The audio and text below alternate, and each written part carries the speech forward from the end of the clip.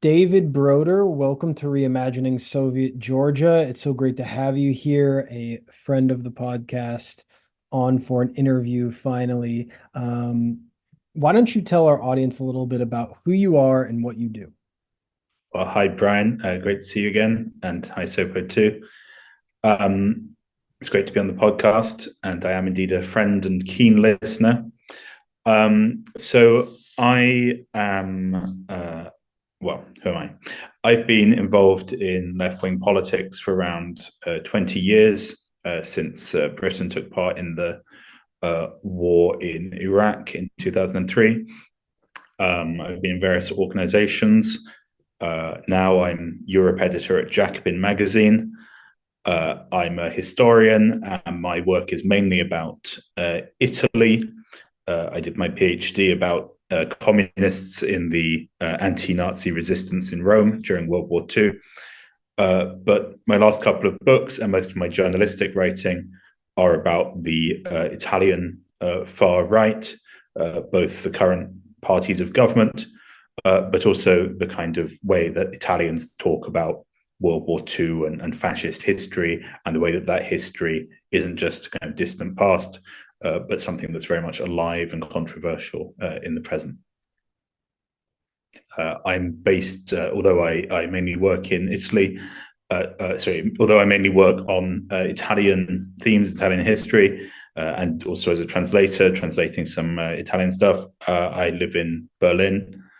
And I've been in France the last couple of days to write about the election and the expected but not realized success of Marine Le Pen's national rally. Okay, great. So just for our listeners, the thing we want to start with is give us just an overview of what's going on in the European Union right now in terms of these elections, both in the recent European-wide elections and in the French election results, which just came in a couple of days ago. Well, the European elections were widely expected to produce a shift to the right, and indeed they did. But it was probably not on quite the scale that was expected if we look at the European Union as a whole. Overall, the various kind of nationalist and anti-immigrant parties, ones with historic roots in fascism, included. Overall, they added up 30 seats in the 720-member European Parliament. So, not an enormous breakthrough, but a continued shift to that political camp. And I think, though, the sense that there was a far right breakthrough was very much amplified by the fact that the countries where it advanced most were France and Germany. So the kind of traditional kind of pivot of the European Union, and also, of course, the two largest, most populous and wealthiest economies. In France, the National Rally, led by Marine Le Pen and led in this campaign by Jordan Bardella, was easily the biggest party, won almost a third of the vote, doubled the score of Emmanuel Macron's party. And similarly well, not that similarly, but also in Germany, the Alternative for Germany far-right party scored, I think, 16% of the vote and came second, which, by the standards of some other countries mightn't sound that high, but it was bigger than, for example, Olaf Scholz's Social Democrats, and plus the other, or rather, as well as the other government parties who did very badly. In Italy, for example, the far right also did very well, but what actually just happened was a transfer of seats between Matteo Salvini's Lega and Giorgia Meloni's Fratelli d'Italia. The overall far right vote was no bigger than 2019. But I think the effect of the election And the reason why it's not just like another boring European election that produces no change, because, let's be clear about what the European Parliament is. Yeah, the European Parliament throughout its entire existence has had the same grand coalition from social democrats to Christian democrats, also including liberals at points. But like, the European Parliament isn't like, it's not like the voters vote and then there's a change of government or they throw out the ruling majority. I mean, it's a very coalitional and actually quite static political majority over which voters don't have that much influence. And also the European Union doesn't decide, so the European Parliament doesn't have that much power. Like, it can't initiate legislation, it doesn't elect a government. And in most countries, the voters will treat their own election as just a big national poll. Like, it has an effect of producing political legitimacy, but really it's a bunch of national contests. With the caveat that in this case, I think the French result was probably the main focus of attention also in other countries, right? So the main thing that happened in the European election was Le Pen easily beat Macron, and then Macron dissolved the French parliament and called a snap election. So that was the big like news event, was that Macron dissolved parliament and prompted these elections, which on the night of the European election result, and that election was widely predicted and expected to be a historic breakthrough for the far right, and it didn't quite turn out like that, although they did grow. I mean, so just to also, I mean, the other fact of the European election results is that because the majority, there had been some speculation that the majority could shift further to the right and include Giorgia Meloni's party, but the overall right-wing shift and sort of decline of the centre wasn't sufficient in numbers to make that necessary. So even though at a political level there is close collaboration between Christian Democrats and Meloni's party, and there's a reorganization of the far right, the basic political center of gravity of the European Parliament, and therefore also of the election of Ursula von der Leyen, wasn't sort of radically shaken. I think one interesting aspect of both the French elections and the European-wide elections would be how you think this reflects the strategy of and the kind of future strength or weakening, however you want to see it, of the left in Europe. Because I think especially in the French elections, there's been so much debate about what the sort of like left showing means.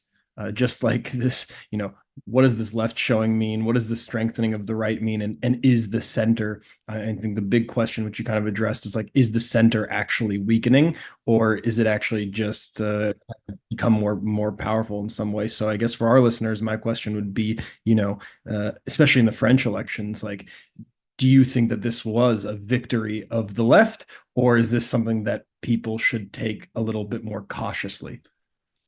So I think it's useful to start by stepping back from the sort of numbers and the parties and think like, well, if we compare, let's start with the European election.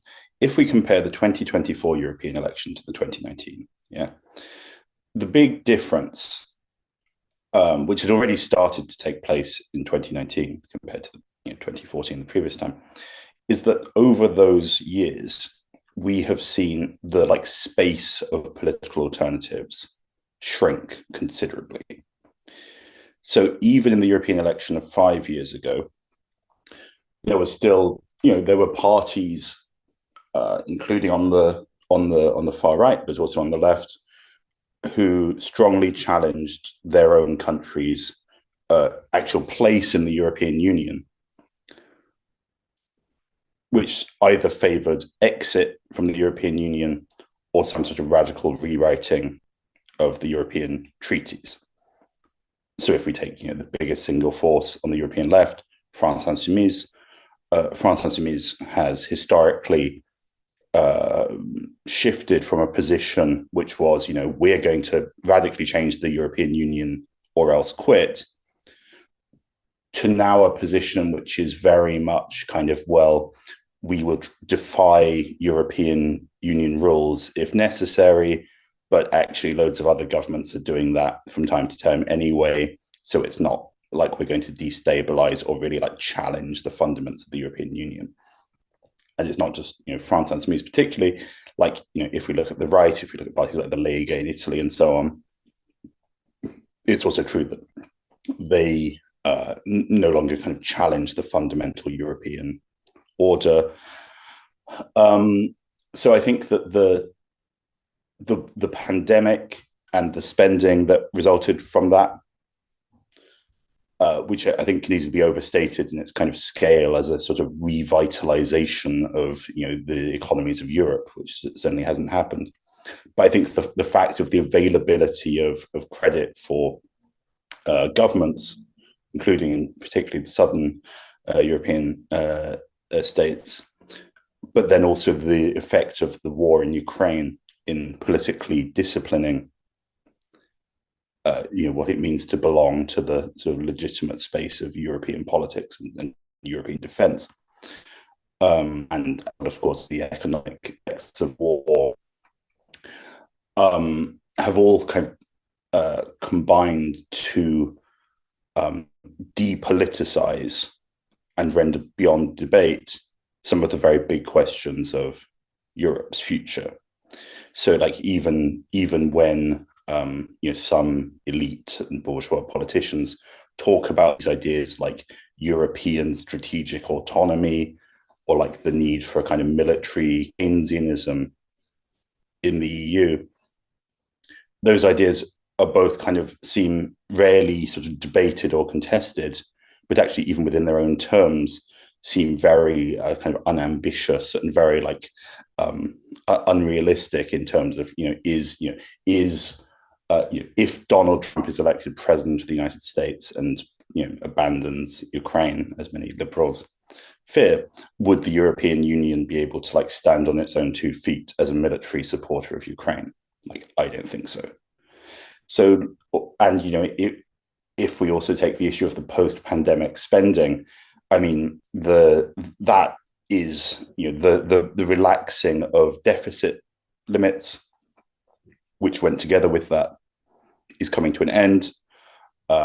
Some countries have sort of partial, more time in order to get to the previously established limits of the fiscal compact.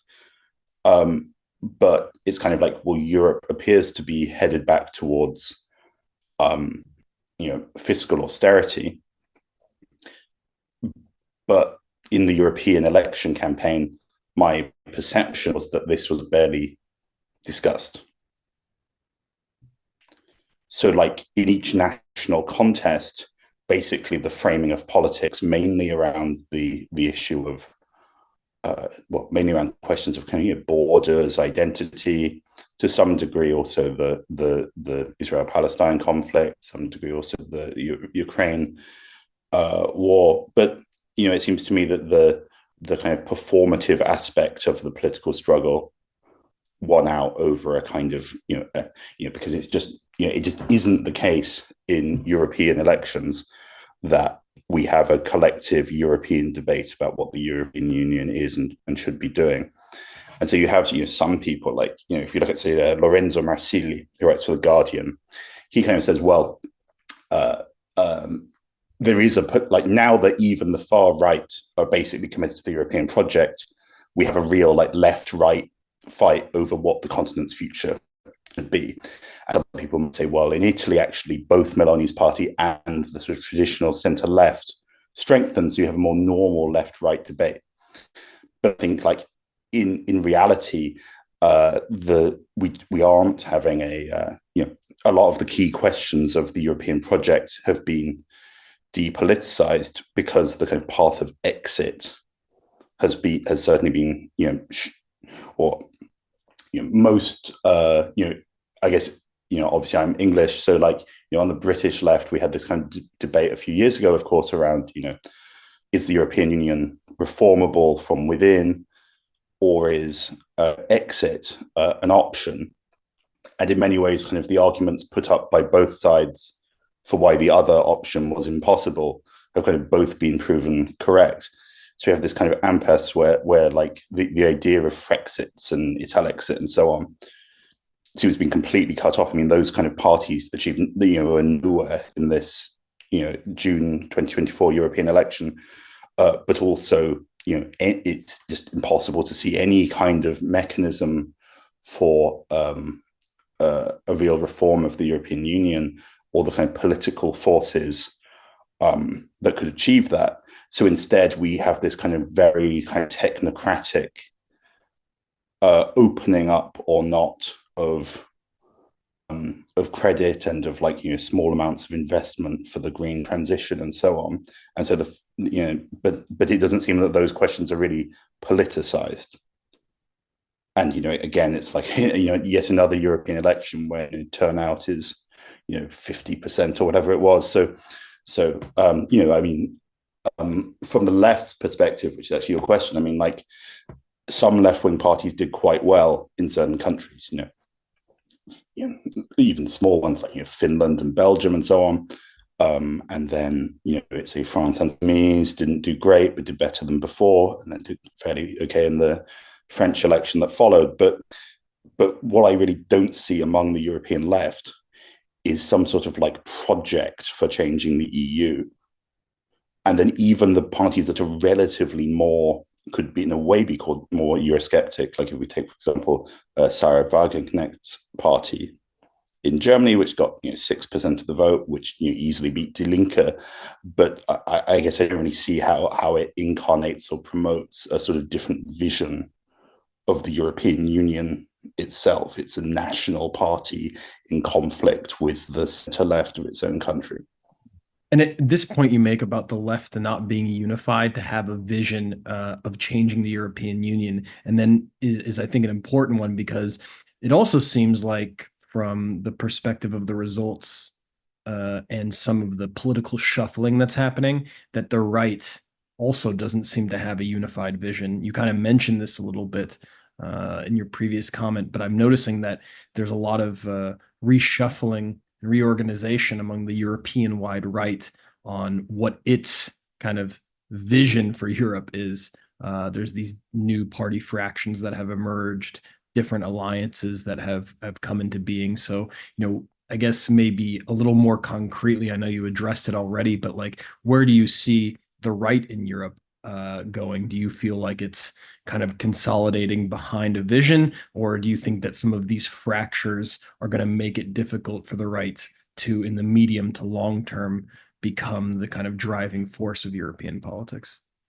I mean, one thing that I've written about is that I think that the example of the Italian right is in many ways a model for others, which is for forces that have historically been politically marginal, treated by centrist parties as far right and untouchable, to varying degrees, of course, in different countries, to follow the path of basically dropping them kind of anti-systemic trappings and seeking to engulf the more normal bourgeois right, including by things like showing themselves to have conformist positions on both the fact of belonging to the European Union, the limits of balanced budgets and so on, and also support for NATO and Ukraine and indeed Israel. So we can certainly see lots of examples of that. And even if we look at the National Rally in France, particularly under in the guise of Jordan Bardella, who was its candidate for prime minister, is very much going to head in that kind of direction, kind of trying to distance itself from the apparent, distancing itself from its previous association with like Frexit. Bardella was asked during the campaign well, why did you change your position? And he just says, oh, well, that's all before my time. What you're talking about is like 10 years ago. And it isn't 10 years ago. And he was involved even at the time. But they're trying to distance themselves from all that, drop the kind of call to leave the NATO command and to become a normal right-wing force. And I think actually, maybe we'll go and discuss him further. But I mean, in the French case, it's easy to think, well, because the Rassemblement National didn't win a majority, this shows that the Republican front of like normal politics held up against it, and there's a hard limit to its vote. Actually, most of the, faced with the choice between the left or even the center left and the far right in the second round contests, the voters of the Republicans, the normal center right party, they voted more for Le Pen than for the left. So they're now a quite reduced party, but also because the RN has already, because Le Pen's party has already eaten up a lot of their base. And actually, although, we always talk about like, oh, well, the despised and left behind working man votes for Le Pen. But actually, if you look at where their support is like growing fastest, it's among more middle class and even higher income groups. So we're seeing it kind of engulf a lot of the sort of bourgeois right. Okay, so in a way, there's this kind of course of kind of respectabilization of conformism on parts of the right. But then that also creates other problems. So firstly, there's still a kind of competition between different forces. So we see, for example, the Lega critical of Meloni from apparently more right-wing position of like, well, you're sucking up to Ursula von der Leyen and the like EU mainstream. So you've kind of given up the fight to properly, shut the borders and so on. And this is like a very it has real material effects, but in a way it's like a very rhetorical opposition because, the Lega itself has often been in technocratic governments. In fact, was even part of Mario Draghi's government just a couple of years ago. But I think we shouldn't kind of think, well, there's some sort of static European center ground to which everything else must conform. And then even between these right-wing parties, in fact, even insofar as they pursue the objective of becoming more normal parts of the bourgeois right, that sets them in contradiction with each other, right? So what we see is, if you look at, say, the Dutch party of Geert Wilders, or actually also the Alternative for Deutschland in Germany, those parties have a line and talk about quite a lot of the European Union is too free spending and is funding Greeks and Italians to like go wild with debt. And why should the ordinary taxpayer in Holland or Germany have to pay for that? And actually, even if you look at, say, like Alice Weidel, the AFD, even when she's interviewed in Italian media, she says that she's like, the German taxpayer is funding Italian largesse and your like expensive welfare state. So that's a vastly exaggerated claim on her part. But then the fundamental problem is if these various right-wing and far-right forces together were in charge of the European Union or had a majority, which they're still quite far from having, they don't have like a coherent project. And even insofar as they in various ways dislike kind of Euro federalism and talk about, oh, we need a Europe of strong nations, more independence for each country from Brussels, but they want that for opposed reasons.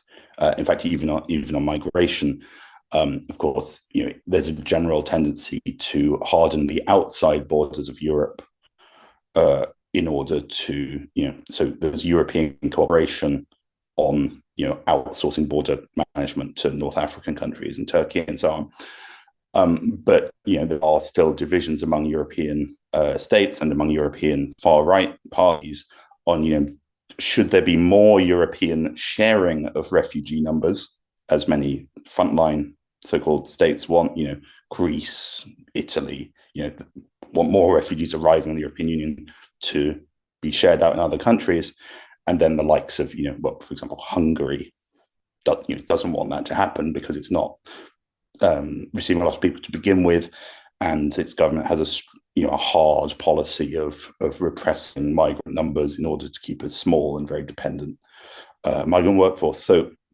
I think like the far right, the bulk of the far right is moving towards a position of greater integration into the European institutions, but it's not really a collectively European project, except on the terrain of like identity and sort of a civilizational defense of Europe. I think we do see that somewhat. Before the election, one of the times that Bardella, the National Rally candidate, was asked, well, what you used to want to leave the European Union, why no longer? And he said, well, you don't quit the negotiating table when you're about to win. So I think these forces, have a sense that they're on the rise, that they actually are still advancing, that they can, become a force in Brussels politics. And, certainly, like, if you add up the different right-wing forces and centre-right, they can block a lot of stuff in Brussels. But I don't think that they really have a collective and a coherent agenda for how they would want the EU to be different. Well, we just got the delegation in Georgia. They announced that if we want a European future in Georgia, like, the Georgians must decide in October, which is a pretty direct statement that if you do not vote out the ruling party, you're not going to get an EU. Quite directly interventionist in Georgian politics. So this, like, this being in the EU or against the EU and so on, or somehow trying to make sense of both, which I think the Georgian Dream government has been attempting to do both. But clearly, EU is not indulging them. I think Georgian Dream wanted to be both European and have a space for other investments, just like other actually EU members. But the EU is very strict now, and you need to show complete and utter allegiance in every possible way. You cannot have any deviation or talking back or sort of any comments about NATO or American interventions or so on and so on.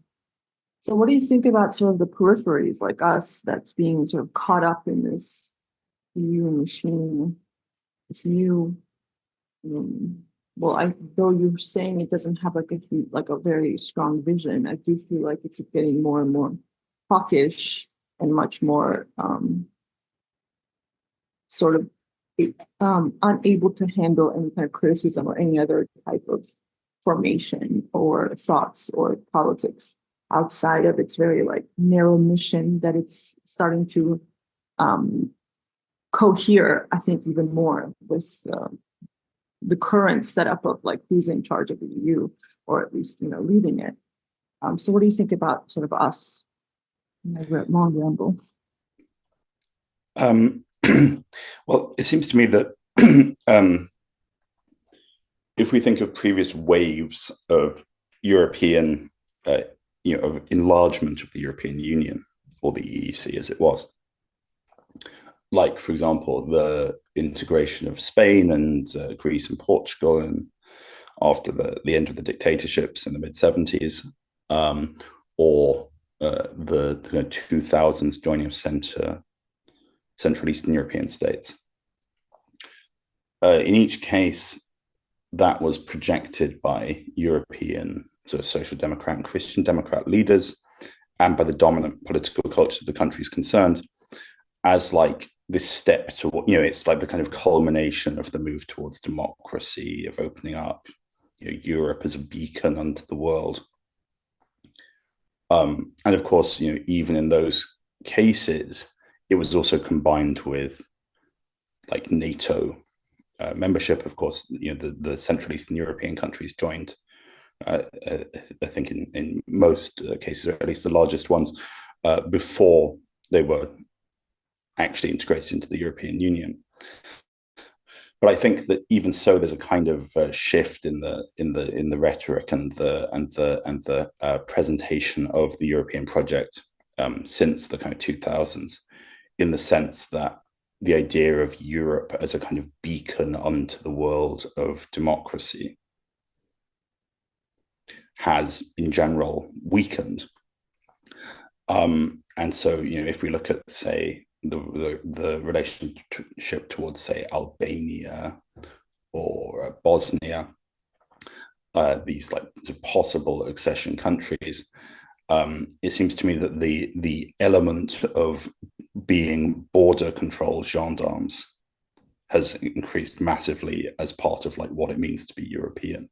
In fact, Albania has built or is building, two immigration detention centers, which will be operated by the Italian state on its territory. And then kind of announcing this proposal to Parliament, Edi Rama, who's the supposedly left-wing Prime Minister of Albania, said, well, this is Albania stepping up to become European. This is European solidarity, like, so-called processing African migrants on behalf of Italy on its own territory.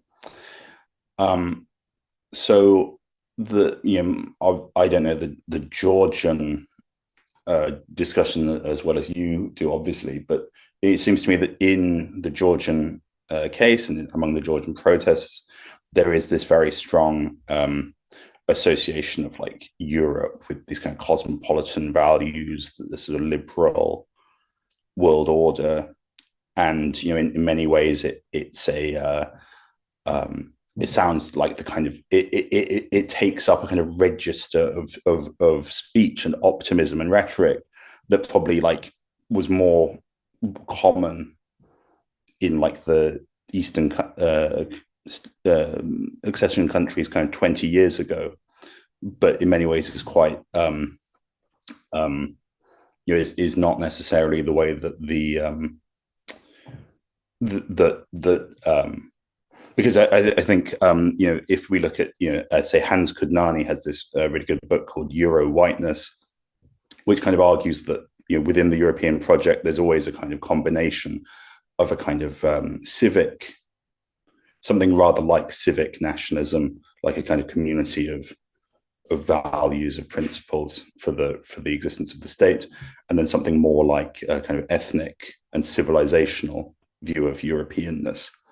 And in general, it seems that the latter is increasingly prevailing, but also the two things can be combined, he argues. So, the most famous example of this, which your listeners will have heard, is Josep Borrell, who was the previous European Foreign Affairs chief, saying, well, Europe is a garden that needs to be protected from the jungle of the rest of the world. And obviously, even far-right forces can be defenders of that garden, and then there are also people who want to be in that, also in accession countries, and I think Meloni and actually also Orban are strongly in favor of the enlargement process in general. It seems to me quite hard to imagine the conditions in which Georgia would join the European Union, in particular when it doesn't control its claimed national territory. So of course, it's always been the case that the European Union has acted towards potential accession states by seeking to influence their internal political dynamics and doing carrot as well as stick. So of course, even with the kind of like kind of calls to cleaning up public accounts and fighting corruption and these kind of things, even in the very typical rhetoric of kind of like state building in the post-Yugoslav and post-Soviet space, but that the fact of going along with that process doesn't necessarily imply that the eventual aim of joining the European Union will be achieved. Well, I think the war in Ukraine is what accelerated this possibility of people thinking that they're going to get in the EU, like Moldova and Ukraine are supposedly having, already able to start joining the EU, and only now Georgia is being left behind. I would like to also see how they're going to get Ukraine to join at this point as well. I'm very curious how that's going to play out.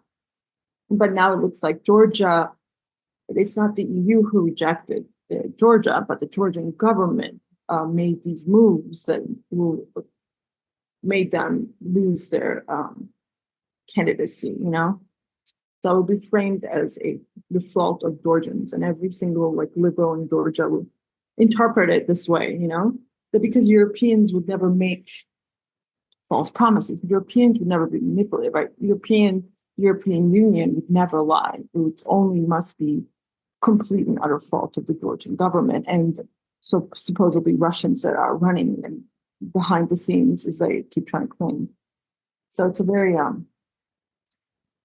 difficult time right now, since there will be elections in October, and it's explicitly now down to the either you want the EU or you don't want the EU at this point. And these polls, which, you know, these magical polls always seem to show that Georgians have such a high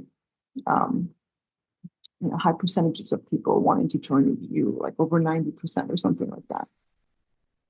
Yeah, I mean, but I mean, like, given, I mean, I think the political mood of, you know, the kind of European centre right. I mean, even with regard to like if we think of like the way in which, say, like Hungary exists in the European Union, like despite the reality that you know, Hungary is very important to European supply chains, things like you know, like things like the car production, the electric vehicle production, and so on. So, you know, and it's not like Hungary is about to be thrown out of the EU, but like there is this like very big like kind of like conflict between, say, Hungary and the Hungarian government and the sort of mainstream European centre right. So I think it's very unlikely that the European Union would welcome into its embrace a country like Georgia, whose politics are so conflictual and whose like geopolitical position is far from clear, and actually even just for the basic material facts of like where Georgia is. There's a kind of debate, or there has been in recent years, around, you know, there's a Six Nations rugby tournament, yeah? So we say, well, is the sixth best country in Europe really Italy, or is it Georgia? So maybe we should have Georgia instead. And it's like, yeah, but like, you know, flights to Tbilisi, pretty expensive. Yeah, I mean, like, you know, I was in Armenia like a month ago, and there were the very big demonstrations around, you know, the redrawing of the border, and you know, you have these people in the demos, which were enormous, you know, given the size of Armenia. You know, a couple of 100,000 people in demos is pretty big, and you had loads of soldiers in uniform and so on. Loads of like European flags, and admittedly, that what I'm about to mention is quite extreme example, but it's like you have people with these maps of like the borders of Armenia in like 1920, according to the like initial writing of the Versailles Treaty, and you know, it's like, you know, like probably got like a fifth or a sixth of Turkey is included, quite a lot of the surrounding countries, and Armenia is like vast. And it's kind of like, well, you know, this is, you know, Woodrow Wilson and the French government of 1920 said that, you know, this is what Armenia is. These are the internationally recognized borders of Armenia, and you know, we're gonna. So, you know, of course, that's an extreme case of that kind of like a way of seeing the world, as if like, you know, our Western and European allies are going to step up and protect us, despite like what's actually, you know, happening, or the effect of the war with Azerbaijan in September last, and in fact, of course, the fact that the so-called Russian peacekeepers didn't come to the Armenian side aid. So you know, I mean, obviously, there's a, you know, well, you guys know a lot better than me. There's strong tendency in the peripheral countries and the potential accession countries to geopoliticize internal political struggle, but I I'm not sure if the European Union is very close to actually accepting any new members, because the accession process has slowed down for now quite a long time. And if we even think of how long it's taken for the sort of mid 2000s members to be integrated into the euro, which was meant to happen, was meant to in fact be a condition of membership, that just hasn't happened, even with for example Poland, which is by population the if I'm not mistaken, the fourth or fifth biggest country in the European Union. So of course it's possible that we're going to see this kind of and this creation of different tiers of membership, and have kind of a sort of second-rate membership for Ukraine and Moldova and so on.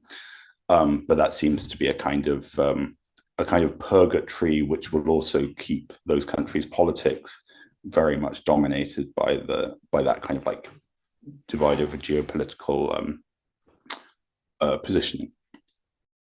Specific EU actors were using the recent protests in Georgia, over the so-called foreign agents law on transparency, for their own internal political battles, either nationally or within the European Union itself. For example, if you look at which European politicians, for example, came to Tbilisi, gave speeches to the rallies. You had basically Michael Roth from Germany, who is, of the SPD in Germany, and you had people of the sort of declining Green Party being the most openly pro the protests, and you didn't really have many mainstream politicians willing or interested in coming to the Georgian protests. And so this is very reminiscent of a sort of geopolitical a relationship between the geopolitics and sort of internal politics in Georgia, where there's a lot of signaling going on, and actors in the West are using these kinds of mobilizations for their own domestic purposes, in the same way that the domestic politics of Georgia are highly dependent upon conflicts that are happening in Europe or in North America that are very divorced from the actual content of what is being discussed on the streets, or what people are demanding, or what they're desiring too. So maybe just if you have any thoughts on like how political actors in Europe are using the discussions around EU expansion, Eastern Partnership countries, and the possible extension, because you mentioned that they kind of want to keep some of these countries in a politics that maybe is out of favor from 10 or 15 years ago, through this kind of carrot, giving carrots, or potentially a second tier position in the European Union. But like, how does that play out, I guess, in Europe, in your view, like the ability to use the possibility of extension to sort of negotiate internal European politics? Part of my answer, though, I suppose, would actually be that in the European Union election, then I think it's true that like more kind of green and sort of very small like center left parties are do very much like take up the European expansion or accession process as fundamental to their political identity. So in the French case, we saw this Raphael Glucksmann, who's like the new kind of leader of a he's the figurehead of the idea of a recomposition of the center left, which is very like liberal, takes part of Macron's coalition, puts it with Greens and Social Democrats, and tries to revive the idea of the kind of post-Cold War 2000s, like Europe as this kind of beacon unto the world, the like internationalist center of solidarity and liberal human rights, perhaps even with a measure of seeing the European project as able to liberate itself more from American tutelage, particularly in the perspective of Trump. winning.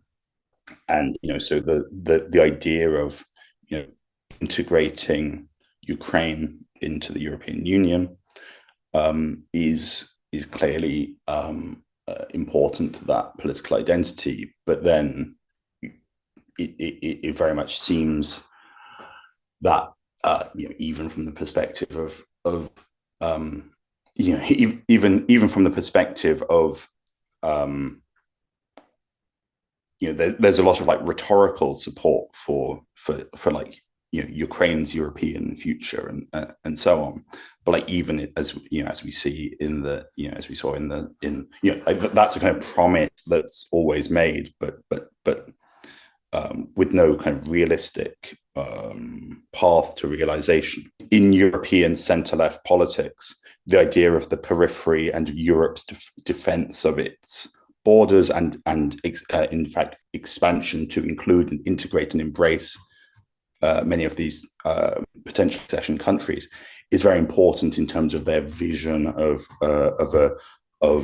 Europe as a beacon of human rights, of freedom, modernity, and so on.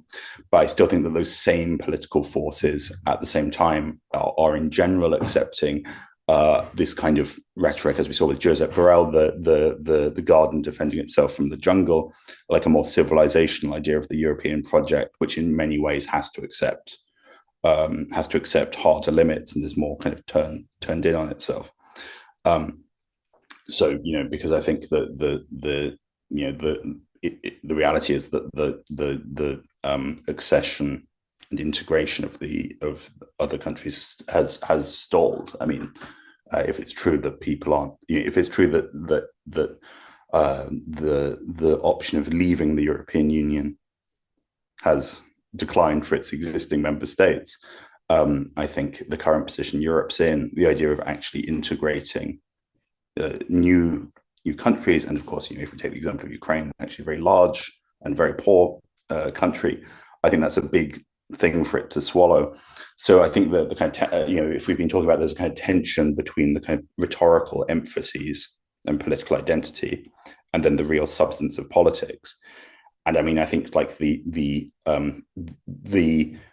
has been a strong increase in defense spending in many European countries.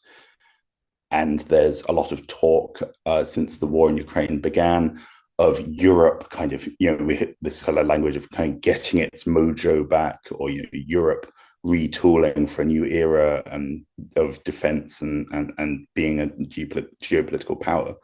But in reality, I mean, I think what we've seen, in fact, is that it's if anything, it's become less of a real actor, less able to act autonomously of Washington, even in conflicts which are very close to the European Union's own borders.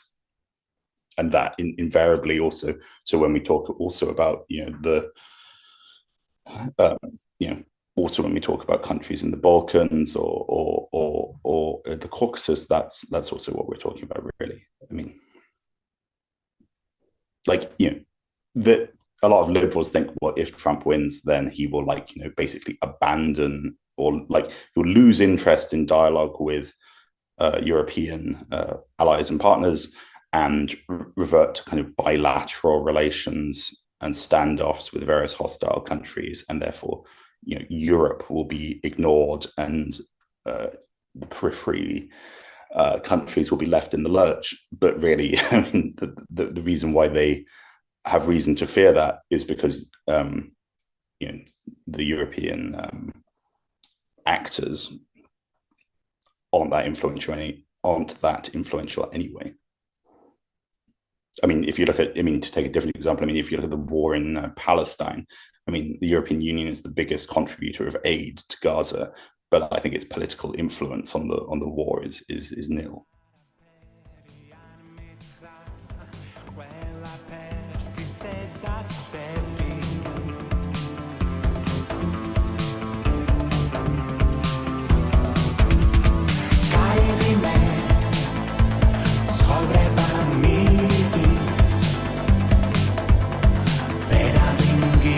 Be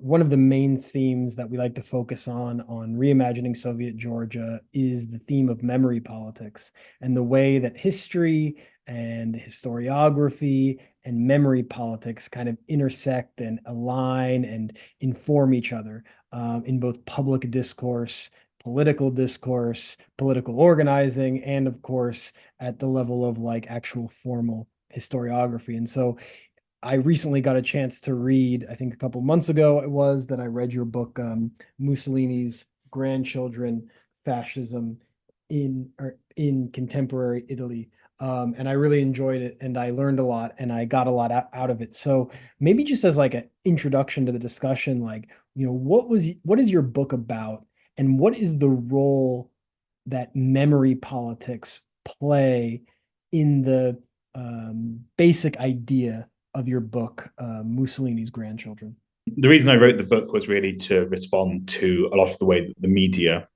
talk about the contemporary far right and some of the stereotypes about it. Often when we have this language of the first far right government since 1945, or this idea of fascism returning in the present, also of course sometimes applied to the various Trumps and Bolsonaros and so on, we get this kind of idea of this thing from the past that is suddenly back with us. There's this Italian comedy movie called Sono Tornato, I'm Back. It's a remake of a German film called Look Who's Back. In the German one, it's Hitler. In the Italian one, it's Mussolini. And basically what happens is Benito Mussolini, in the year 2017, arrives from space. He lands in a public park in Rome, and he stands up and thinks, shit, what's going on here? He doesn't recognize anything. All the cars are different. There's loads of immigrants. And then he thinks, what the fuck? He's wearing the uniform and people think he's like a clown or a joke. And then what happens in the film is that gradually he becomes like a public figure and people warm to him. And at first they think it's a joke, but then they start listening to him. And he becomes powerful and influential again in the present. And the message of the film is oh, wow, we live in such a dark time because this fascist thing is coming back. The same arguments, the same ideas are taking hold again. But actually, I argue that that's exactly what's not happening. It's not the past happening again. What it is a political movement, an organized political movement, a tradition of ideas, a genealogy of people, even, of course, of direct family inheritance, who've existed in Italian public life the whole period since 1945.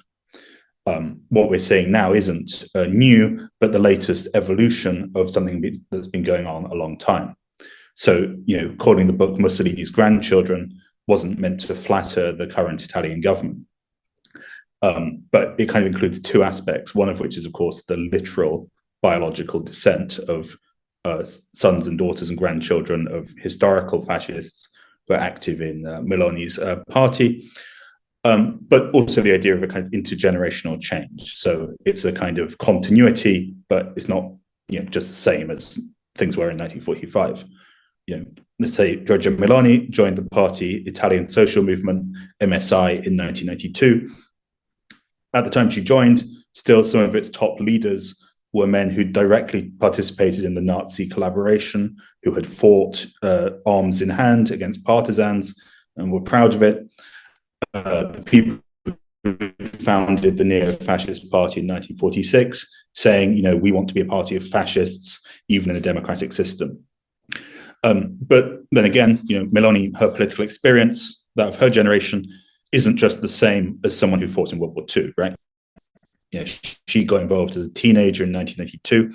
In fact, even compared to the kind of 60s and 70s generation who lived through and indeed participated in the years of lead, including neo-fascist violence of the post-war era, Meloni stands for a generation who saw the far right enter government with Berlusconi, who saw it swing around support for the European Union. In fact, support for NATO was longer established. So what I'm talking about really is this political movement has continued over the decades, but it's also changed its expectations, its forms of action. One thing I sort of cite early on in the book, which I think well illustrates the idea, is there's a historian, Roger Griffin, talks about the idea of a constitutional fascism, a hybridized version of the fascist tradition. So, of course, even the post-war MSI always was a party that stood in elections, but by the 90s, basically the kind of cult of violence, mass mobilization, some of the ideas we might associate with historical fascism are sort of out of the picture. But then again, the defense of the party's own traditions, its heroes, its ancestors, the sense of being a repressed minority in post-war Italy, the idea that post-war Italy is somehow a sort of communist, hegemonized, anti-fascist state that suppresses honest patriots, all these kind of elements we still find in Meloni's ideas, as well as, of course, a certain ethnic-centric conception of politics. But again, that too is, to use again the language of hybridization, we see it's not just the unbroken tradition, it's not just something from the past, it's also able to fuse with other ideas and influences. So take the example, for example, of Great Replacement theory, not something from the Mussolinian fascist tradition, but an idea of ethnic threat and the organization of immigration by Marxists and financiers and so on, which bears many comparisons with historic kind of Judeo-Bolshevik conspiracy theory, but actually comes from non-fascist sources, and which is today a way of viewing the world widespread across parts of the sort of former fascist right, but also becoming normalized in what will sort of historical mainstream conservative parties. So the point of the book isn't to say, oh, Meloni is this like populist upstart, or there's this thing surging from nowhere. Rather, it's precisely to talk about the way in which this party from a fascist tradition is increasingly able to find a place for itself within sort of normal right-wing spaces in a time when those parties, those forces, are increasingly obsessed with civilizational decline. I like this idea that, memory politics are mobilized in the present. It's not about a return to something, because that something can never actually come back.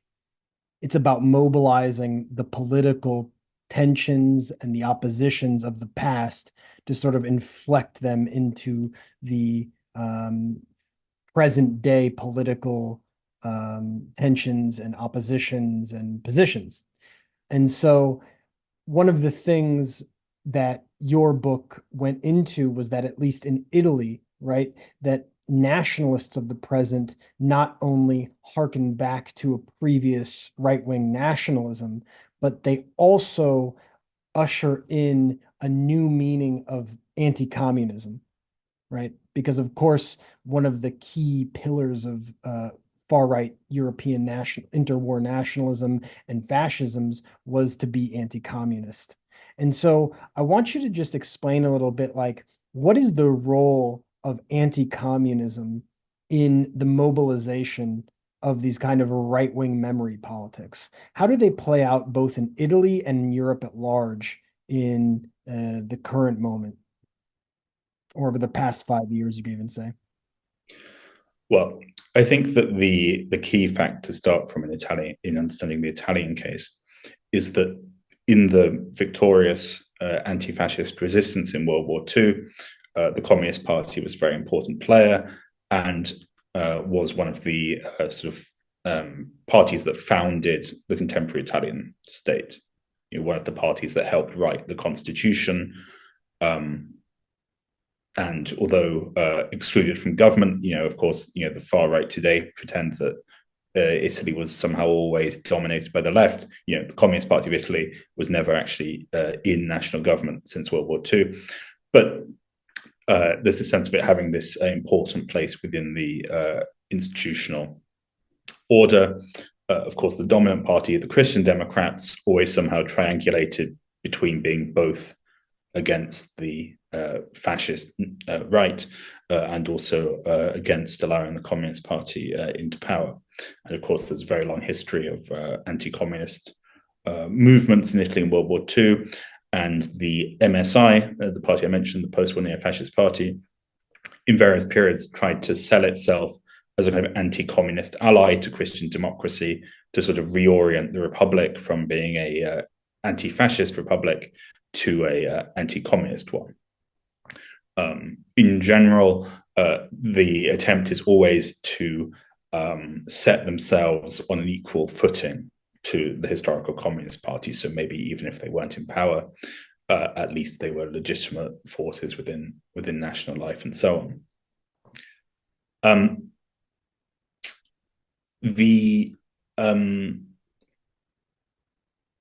When Giorgia Meloni became prime minister in October 2022, in her sort of speech seeking the confidence of the lower house of parliament, she describes the tradition of her party as that of the democratic Italian right. So she often today uses this expression, the 70 years in which the democratic Italian right resisted Italy becoming a communist state. Of course, for most of that period, the leaders of the MSI actually called themselves fascists and resisted the allegation that they had somehow given up on fascist ideas. Of course, there are many other fascist groups we could talk about, some of which were more explicitly committed to a terroristic strategy than the MSI, and therefore sort of criticized it from that perspective. But it's very common in the sort of self-apologetic, not apology in the sense of feeling sorry, but in the sort of self-indulgent narrative of figures from the MSI tradition. For example, the current president of the Senate, Ignazio La Russa. It's very common for them, as it has been since the 1990s, when the party sort of began to stop calling itself fascist. It's very common for them to say, well, we were on the right side because after all, we defended Italy from a worse dictatorship. You know, fascism had its crimes, going along with, and often this is reduced to kind of like going along with Nazi Germany, this idea like, well, yeah, Italian participation in the Holocaust was shameful because the joining along with Hitler was a mistake. But the fundamental idea is that the communist dictatorship and threat were worse, and therefore the people who fought as post-war neo-fascists, but as fascists during World War II as well, were on the better or less bad side. One illustration of this is simply the fact that kind of anti-communist figures, not from a specifically far-right tradition, are often claimed as kind of heroes of Fratelli d'Italia, the ruling party. So one example is that on the I think it was for the 25th of April, which is the kind of anniversary of the resistance, the anniversary of the final uprising by the Italian resistance against the Nazi fascists. La Russa, the figure I mentioned, Senate president, he visited like a memorial to Jan Palach, like a Czechoslovak oppositionist killed in 1969. So it's like on the day where Italy is meant to celebrate the anti-fascist resistance, he honors like an anti-communist.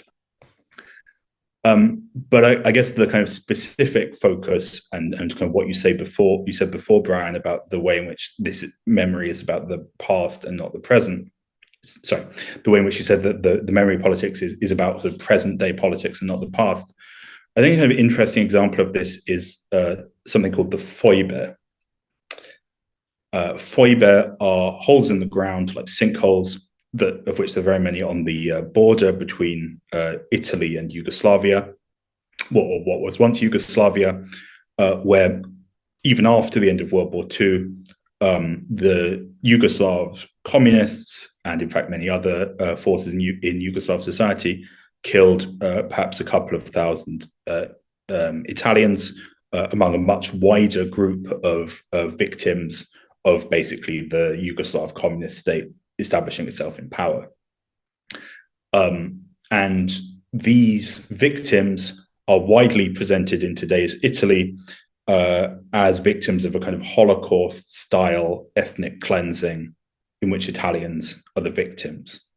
So the idea is kind of like, well, on the one hand, there were the crimes of Nazism, and on the other, there were the crimes of Tito's communists. And therefore, the Italian state should recognize both because we're against totalitarianism in general. So in fact, Italy today has a Holocaust Memorial Day on 25th of January, and then the Foibe Memorial Day, so for the victims of Tito's partisans, on 10th of February. And because the Holocaust Memorial Day on 27th of January and the Foibe Memorial Day on 10th of February. So 2 weeks apart, these 2 days, one for the victims of communism, one for the victims of Nazism. And these events are very often held as sort of parallels, as sort of like one event for both. So we can remember the victims of both totalitarianisms. Then there's these kind of TV movies on the public broadcaster, which honor the like Italian victims of communism. So, for example, Norma Cossetto is the kind of face of this. She's the most famous of the victims. She was a 23-year-old woman, member of a local fascist student group, daughter of the local fascist leader in Vicinada, which is now in Croatia.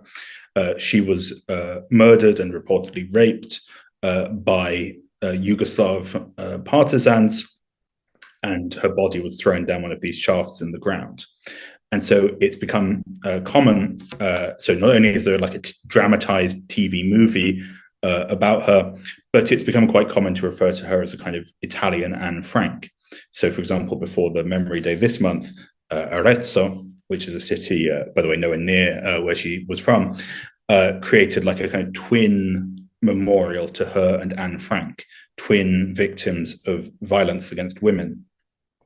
And I think what's interesting about that is, apart from the like outrageous and offensive comparison between the two figures, is that the way that the far right memory politics makes headway is by adopting a kind of ideological garb other than its own. Firstly, in the sense that it allies Cossetto to, Anne Frank. So it's kind of saying like, this isn't like celebrating the history of fascism or celebrating the record of the Mussolini regime. It's focused on a victim. And, why would anyone not show piety towards the victims of terrible crimes?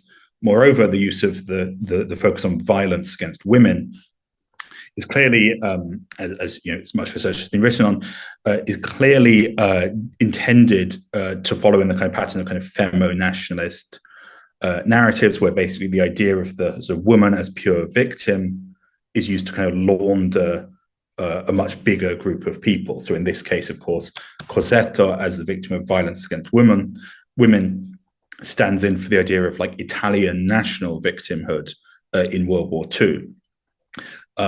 As I said before, the fact that this isn't like celebrating fascist imperialism, but rather painting Italians as victims, kind of feeds into another part of the way this works, which is to like completely erase any reference to or discussion of the fact that fascist Italy invaded Yugoslavia and tried to like annex large parts of its territory.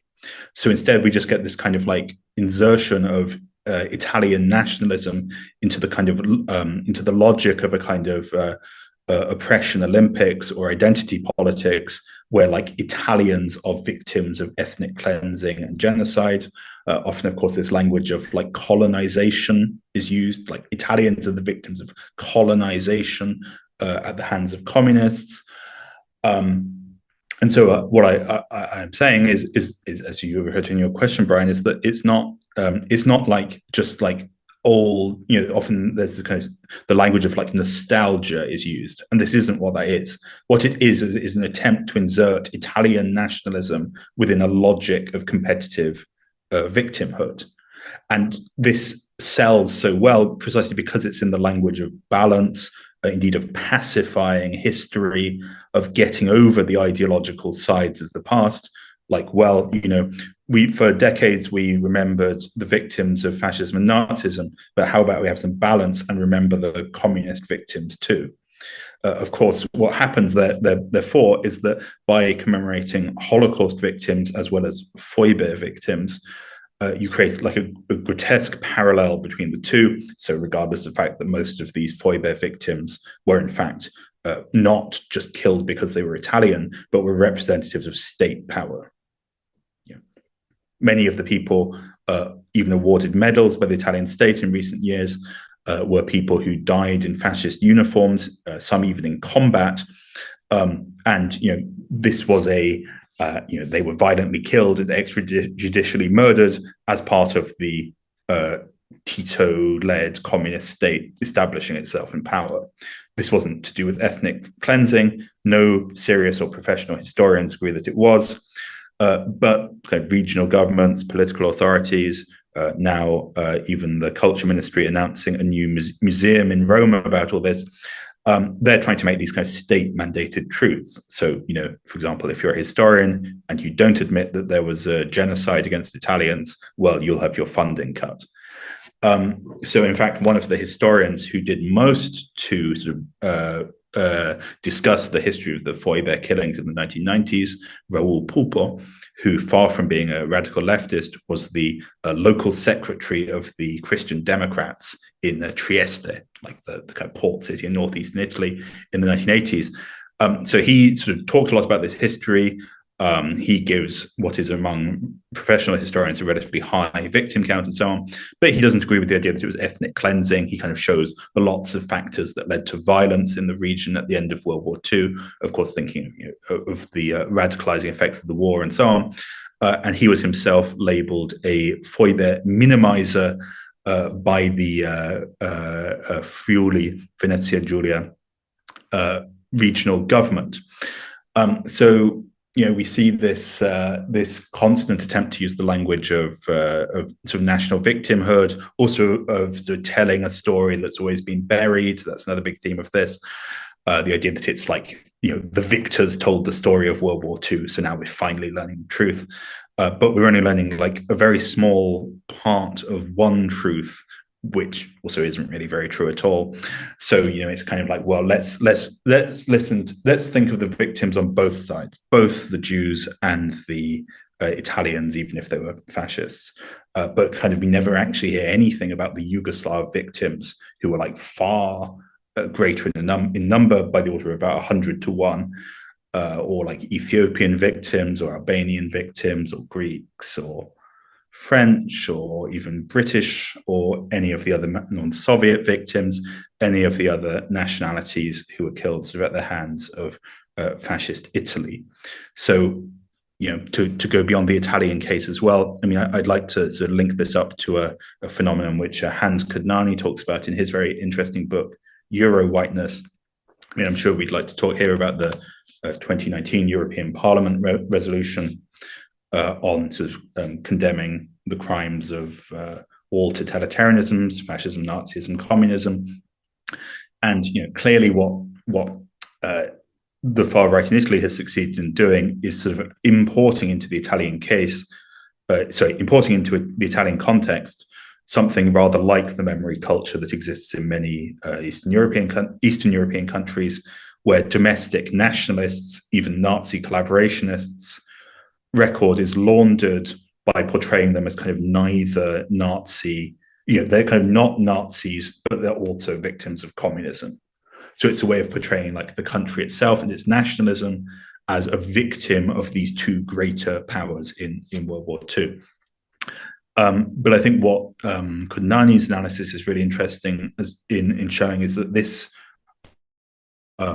the incorporation of this kind of twin totalitarianism's narrative into the EU, while in a certain sense taking its lead from mostly small Eastern European countries, of course, right-wing governments in countries like Poland and so on, Lithuania, Estonia, but also that it's not just like these were small countries that were victims of both sides in World War II. As a narrative for Europe, as an identity for the whole European continent, what Kudnany argues is it conforms to and feeds a kind of imperial amnesia. So rather than telling the story of the history of European colonialism and the way in which the crimes of fascism and Nazism build on and follow from that very European history of imperialist violence, instead we get this story where like Europeans are the victims of these like malign ideological forces, and it kind of foregrounds a history of European victimhood.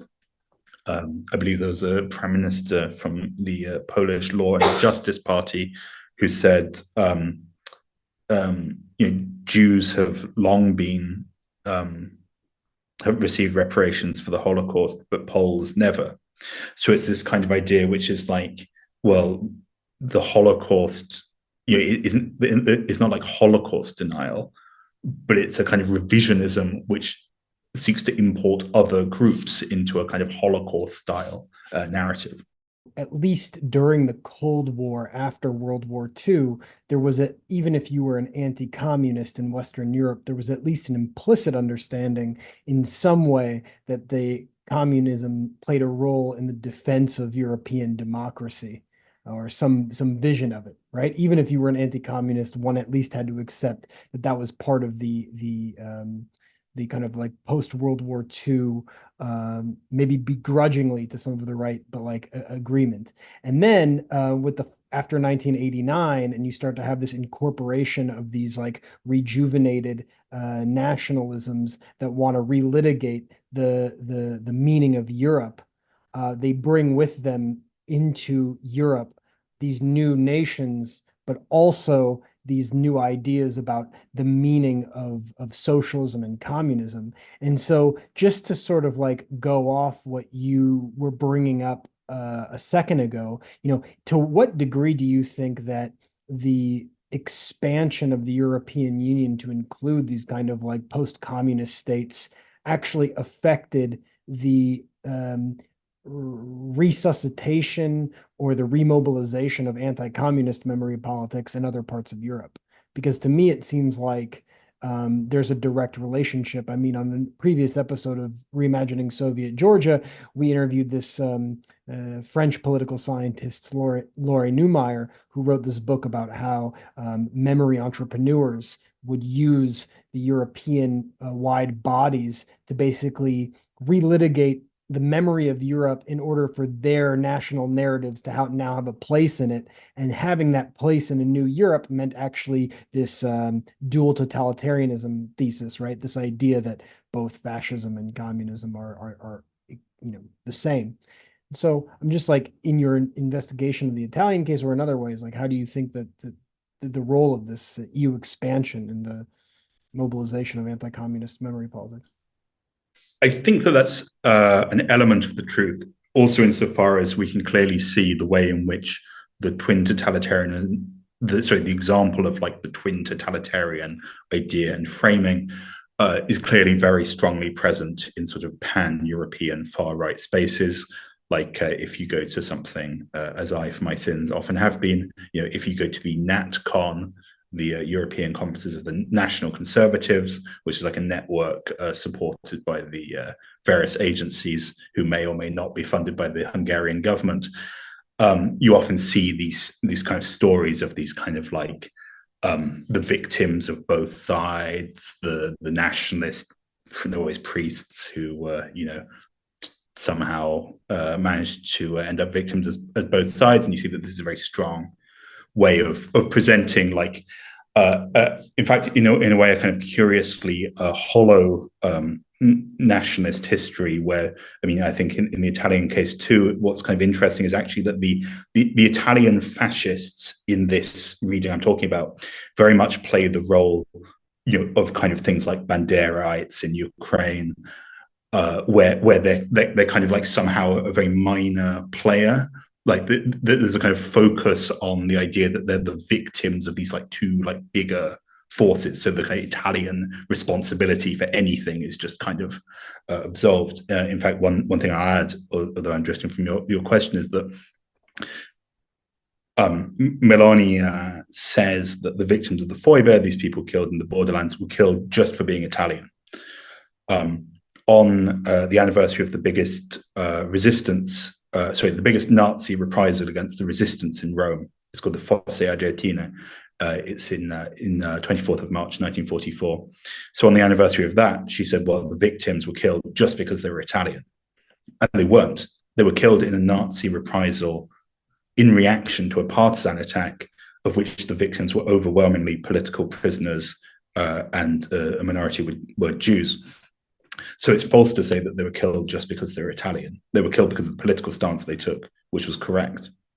So the thing is that both ways are about removing the internal political conflict and just presenting Italians as a group as inherently bound by a kind of ethnic solidarity. Still, there's two ways in which I don't think that this is just a sort of result of these Central or Eastern European countries actually joining the EU. Firstly, because the countries concerned were profoundly influential on the identity of the neo-fascist movement in Italy well before they joined the EU. One of the examples of this, to give a fairly crude example, is that in, as I said, the MSI in post-war decades, its political line changed a lot, but at certain points it certainly did focus on anti-communism as like a central axis of organization and alliances. It was mainly opposed to the Italian Communist Party. That's its big target of its activity, its opponent.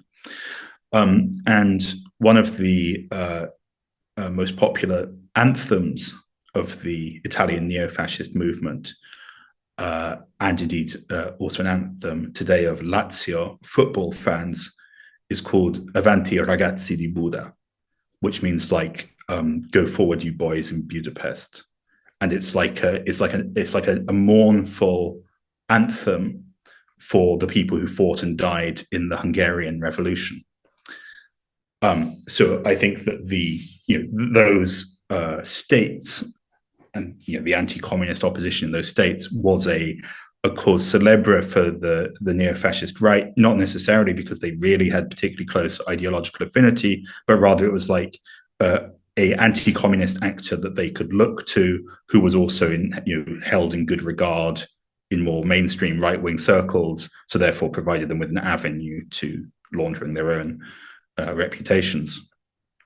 The other reason why I think that it's not just about these states actually joining the EU as such, but it's more to do with the kind of fallout of 1989, in the sense that this also has the effect, of course, that the communist side in Italian politics is greatly weakened. Like, it's not just like about what's happening in the Eastern Bloc, but rather that because the Eastern Bloc sparks the unraveling of the Communist Party, a Communist Party which had long de facto been dominated by much more reformist positions, by a sort of orientation towards parliamentary democracy, in some senses also mass democracy. But we think the Italian Communist Party, 2 million members at its height, the second biggest party throughout post-war decades.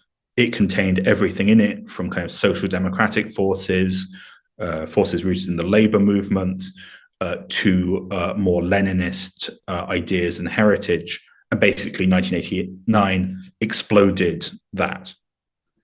And so then what you have is this kind of like ideological remaking of the left, often where people who were lifetime communists wake up the next morning and announce themselves to be liberals, either kind of like some of them, in some cases, of course, kind of like Blair, Clinton-style social democrats, but some of them just as anti-communist liberals.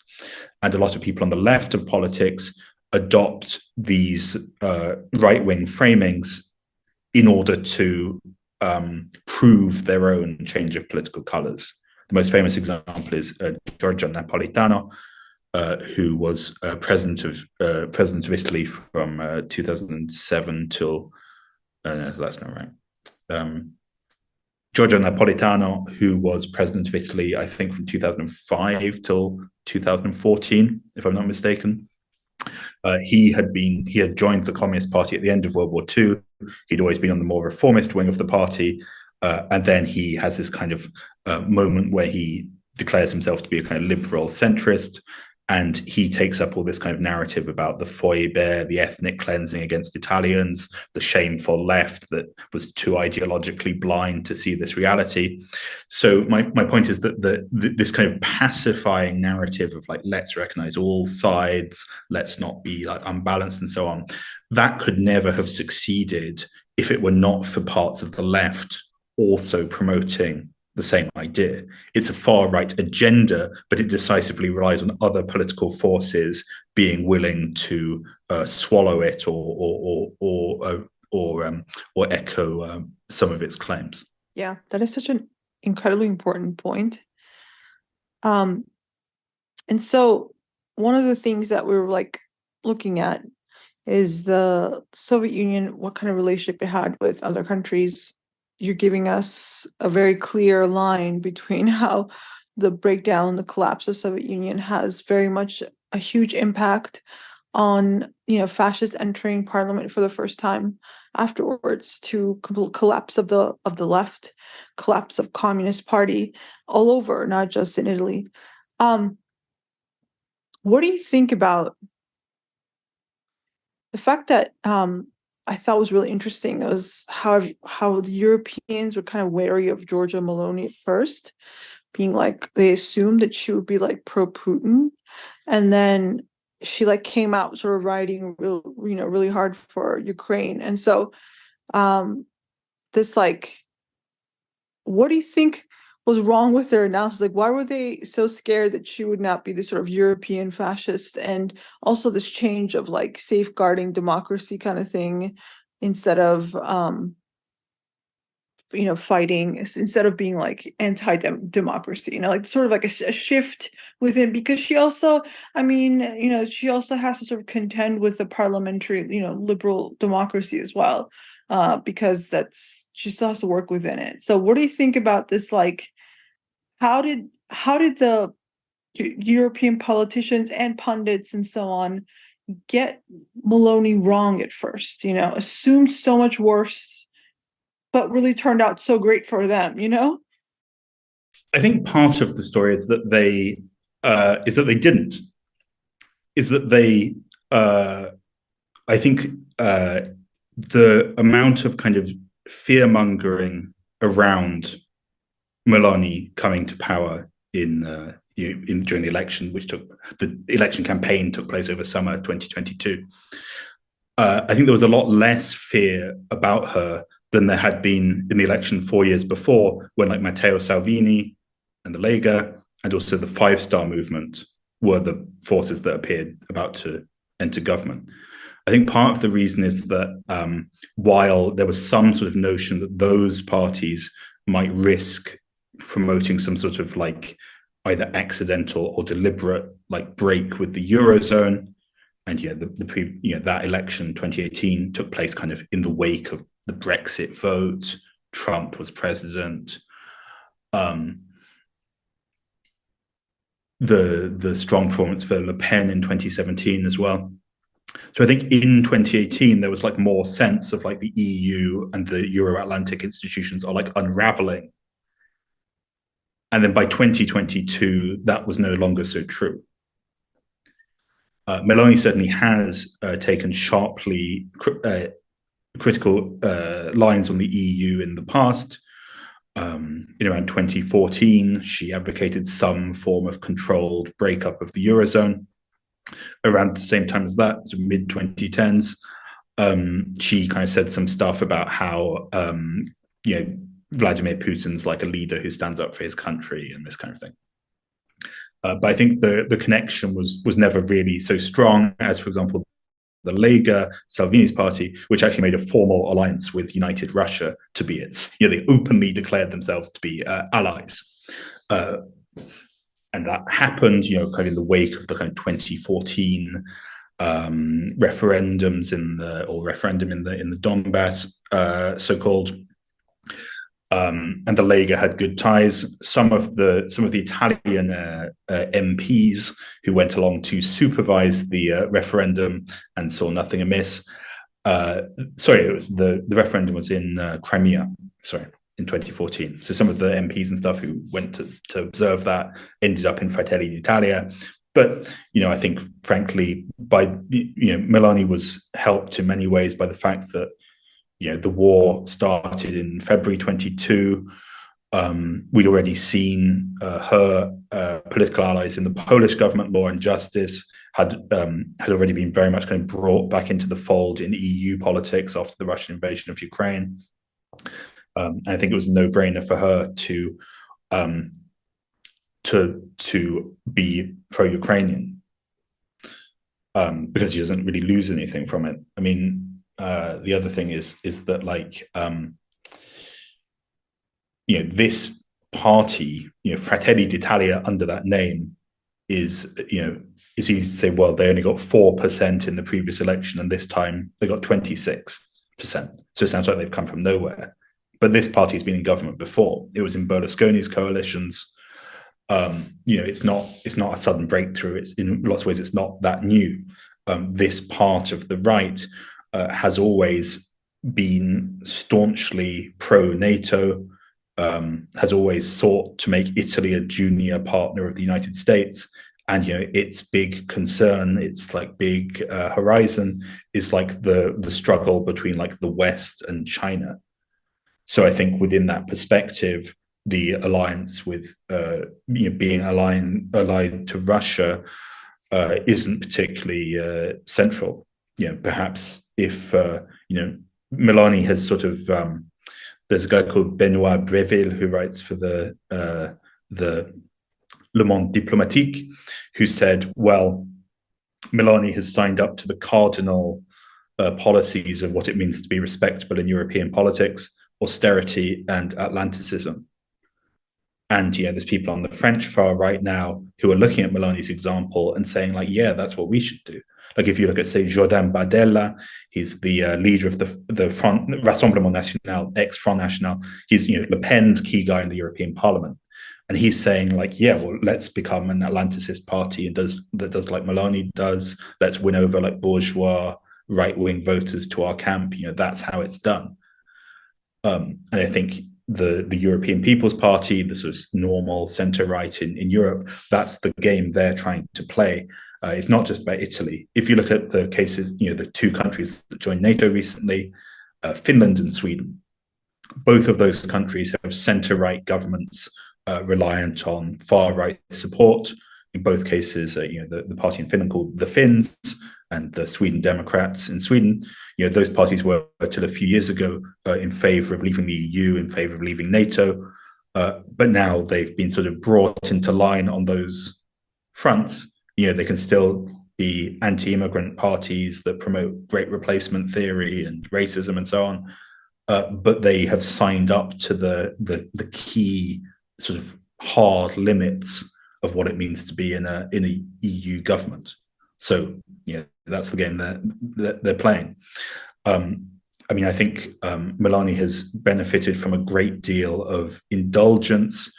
Part of the reason I say I think that there wasn't that hostile a response to her initial election is that there's this thing where just before she was elected, just before Meloni was her party or her coalition won the elections, Hillary Clinton came to Venice for the Venice Film Festival. And someone asked Hillary Clinton, oh, what do you think of this Giorgia Meloni? And Clinton said, oh, yeah, I don't know much about her, but, it's always good to see a woman elected. And if she is elected, she should be judged like anyone else.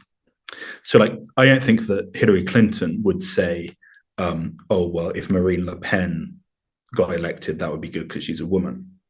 Like, clearly the endorsement of Meloni was based on a knowledge that she isn't a threat, that she isn't going to change those kind of fundamental axes of policy. Maybe Le Pen will sort of submit to that as well in future. But yeah, I think it was kind of priced in. And I think it's kind of interesting of the kind of stuff we're talking about. If you look at, there's this guy, Fareed Zakaria, he's on CNN, and he did this video like last week saying like, this is Meloni's moment. Oh yeah, everyone said she'd be terrible, but now she's taking the lead in Europe. Isn't she great? And it's like a 4-minute video of like singing her praises. But there's like a bit in it where he says like, oh yeah, but still there's this constitutional change she's doing where like, her party would be like guaranteed like a majority of seats, even if it got like 20% of the vote. And this is actually quite similar to something he says it has a whiff of a reform Benito Mussolini made in 1923. And so Fratelli d'Italia are like delighted by the clip, right? It's like CNN saying that Meloni is like good and the leader of Europe, but it has this like 15 seconds where he's like comparing it to Mussolini. So like what to do? Well, of course, the answer is to splice out the 15 seconds of the clip and then like re-upload it. And there you go. So, I think that there are aspects of Meloni's policy that are prone to annoy, the mighty of the world and the financial press and so on. But the reason they attack her is to pull her into line even more. And by this stage, I think it's hard to even describe the current Italian government as somehow a sort of outsider, because you look at the incredibly close relationship between Meloni and von der Leyen and so on, and you see just how much is part of the sort of normal mainstream bourgeois politics. To slightly go back with memory politics, so there's this definitely, like, when you go back to World War II, the Holocaust of Jewish people is very much a cornerstone of post-World War II liberal democracy, and sort of the most important foundational step, and also what binding to Israel, existing. So, and like moral legitimacy why it should exist, which is being repeated, for every day, right? Especially now. And so it's interesting that you said like, it's like Italians suffered and Jewish people suffered as this like parallel thing, and nothing about the Yugoslavs. And it's also just like how everyone else also is left out of the story in this way. It's quite interesting because it's like only the Jewish Holocaust is able to be the thing that's sort of like iconic, like the most important. And this feeds into this it used to be that at some point Israel was connected to also Soviet Union, but that now it's like, of course, Soviet Union was anti-Semitic and like all these kinds of things have become commonplace to say, and somehow Israel was always this like something else, and Jews had nothing to do with Soviet Union and so on. What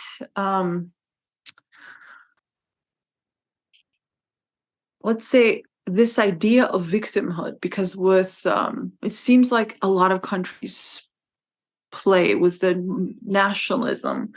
A lot of countries are doing the same thing, it's like victim as the foundational myth to create their country, which is so different than all these other historical like empires and things that we read about. It's always like how great we are, right? It's like it's this really strange move that happens, that now everyone is building around victimhood, like, which is very similar to Israel, like the Israel becoming this a prototype that everybody, including elements of Georgians, also try to do that with Georgia. But with almost every other country doing that, especially post-Soviet ones. So what do you think this is all about? I guess what I'm trying to say is like, why, how does memory politics of not only Jewish Holocaust that leads to sort of Israel being, morally just to even exist, so that therefore apartheid and, the Palestinians being slaughtered somehow just, to then this becoming a prototype for all kinds of nation building. And also this resurrection of the fascist party.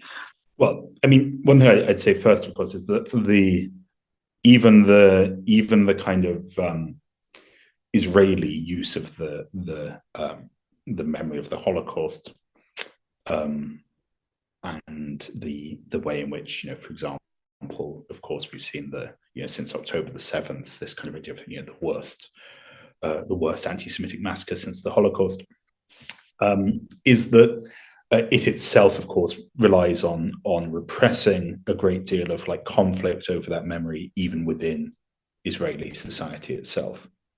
Like, for one thing, were Jews arriving from Eastern Europe in the years following 1945 treated as welcome and as heroes. I mean, I think there's a lot of conflict there, and also, of course, if we think of things like the relationship of, like, say, the Israel to the West German state, and the fight over like reparations in the early 1950s and so on. So I think like there's a kind of tendency to like, it's kind of easy to see that as kind of like somehow as already like easy, like, that itself is like the product of a continual kind of reworking by the like demands of contemporary Israeli politics. Like the idea of like, the idea of like pure victimhood, or the idea of like the heroism of resistance and so on. I mean, I think the part of the reason why the victim story is so powerful is that it kind of fills in for the lack of heroic and beautiful horizons instead, right? So like, it's often said that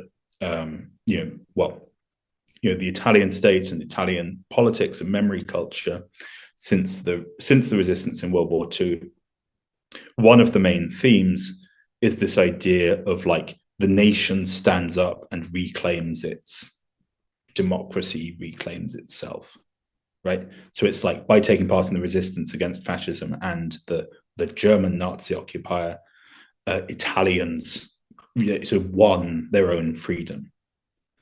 And, of course, in the post-war decades, this narrative, of course, it's not like something unanimous or being trumpeted by all parties, but like that is a real part, that's a sort of, let's say, a sort of productive narrative, right? Valerio Renzi talks about this in a very interesting book called Il Fascismo Mainstream. So he kind of talks about the anti-fascism of the 60s and 70s. And what he says is like, well, it's not just like remembering the past. It's not just like, oh yeah, my dad took part in the resistance, or my mother took part in the resistance, or I took part in the resistance. It's not just like this memory of this thing that happened. It's like the connection between the struggles that really happened in the World War II period, the strength of the workers and democratic movement in the present, the real gains it's also able to win now on the basis of the democracy won by the resistance, and then the like hoped for like future socialist society, basically. So like the kind of like myth of the past, like its force comes from its ability to like project itself as like a relevant set of values that could define the future. Also because it's in living memory, but certainly not only for that reason. And so the thing that's happened is that the resistance generation has like largely died away. It's become like less of a like really lived history. But those other elements have gone too, and for different reasons. So as I say, like the mass workers movement, the idea of the socialist future. So it's harder then to create a kind of like identity for political parties, or for the Italian state, or even like, say, a left-wing narration of like what the Italian Republic is, once the foundational struggle, which led it to be founded in 1946, the resistance, now seems like so far from the expectations or hopes of our times. So the kind of heroic narrative has declined, and then kind of at the same time, the far right sort of purely like nationalist idea, which because it is unable to like assume, because it's unable to like fully embrace its own ancestors, because of course the fascist struggle is not only like reprehensible, but moreover because it's like defeated, they instead channel their passion into the idea of a kind of long victimhood, the idea that their people have always been shut up, always been criminalized, always been violently suppressed. And a very common argumentative tactic of far-right forces is to link the deaths in 1945 to like neo-fascist militants killed in the 70s. And say like there's this long tradition of where like anti-fascism is this like ideological excuse to put patriots to death. And now we finally like got rid of that too. So I think what it kind of corresponds to is a sort of death of like grand visions or sort of collective myths that are able to like mobilize towards some sort of future and collective end, and instead amounts to this kind of privatization of memory, where it's like, well, you know, the Jews get to have their victimhood, so like, where's mine? And then it's like, you know, and say some of the kind of films and stuff of the Foibe killings, of the killings of mostly fascist Italians at the end of World War II, they like directly copy the, like, you know, it's like watching frame by frame, like, you know, like Schindler's List or The Pianist or something, but like with the sides like swapped around. So it's like this use of the Holocaust as this kind of ultimate narrative of innocent suffering, and of course only a very partial reading of the Holocaust, excluding many of the groups who were targeted and murdered in the Holocaust. And, you know, I mean, I think sometimes these, it should be said, sometimes these interact in very striking ways. So I mentioned earlier the city of Trieste. Trieste is like the most northeastern city in Italy. It's very near a lot of the places where these killings took place at the end of World War II. Trieste also has the only like death camp with a crematorium in Italy, like on Italian soil.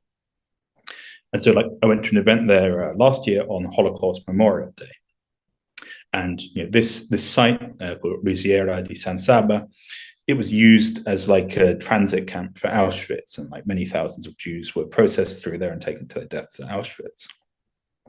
The local mayor at the event for Holocaust Memorial Day, he said, well, you know, today we should remember the victims of all totalitarianisms in this region. Yeah. So even the Holocaust Memorial Day is kind of reduced to just like part of this like general totalitarianism thing. But then also actually you think the fact that at this site, this, you know, it's like an old rice mill. It's very like visually striking. It's like a 1910s rice mill that was turned into like a death camp, and with a crematorium. You think, well, actually, most of the people who were killed at this site were like Yugoslav political prisoners. But that's like kind of completely written out of the history in order to just produce this like Holocaust story where the victims can only be Jews, or in fact, Italians. So you end up with the perverse position that actually the people who organized the Holocaust and then the victims of the Holocaust become somehow sort of united in their fate to the exclusion of everyone else.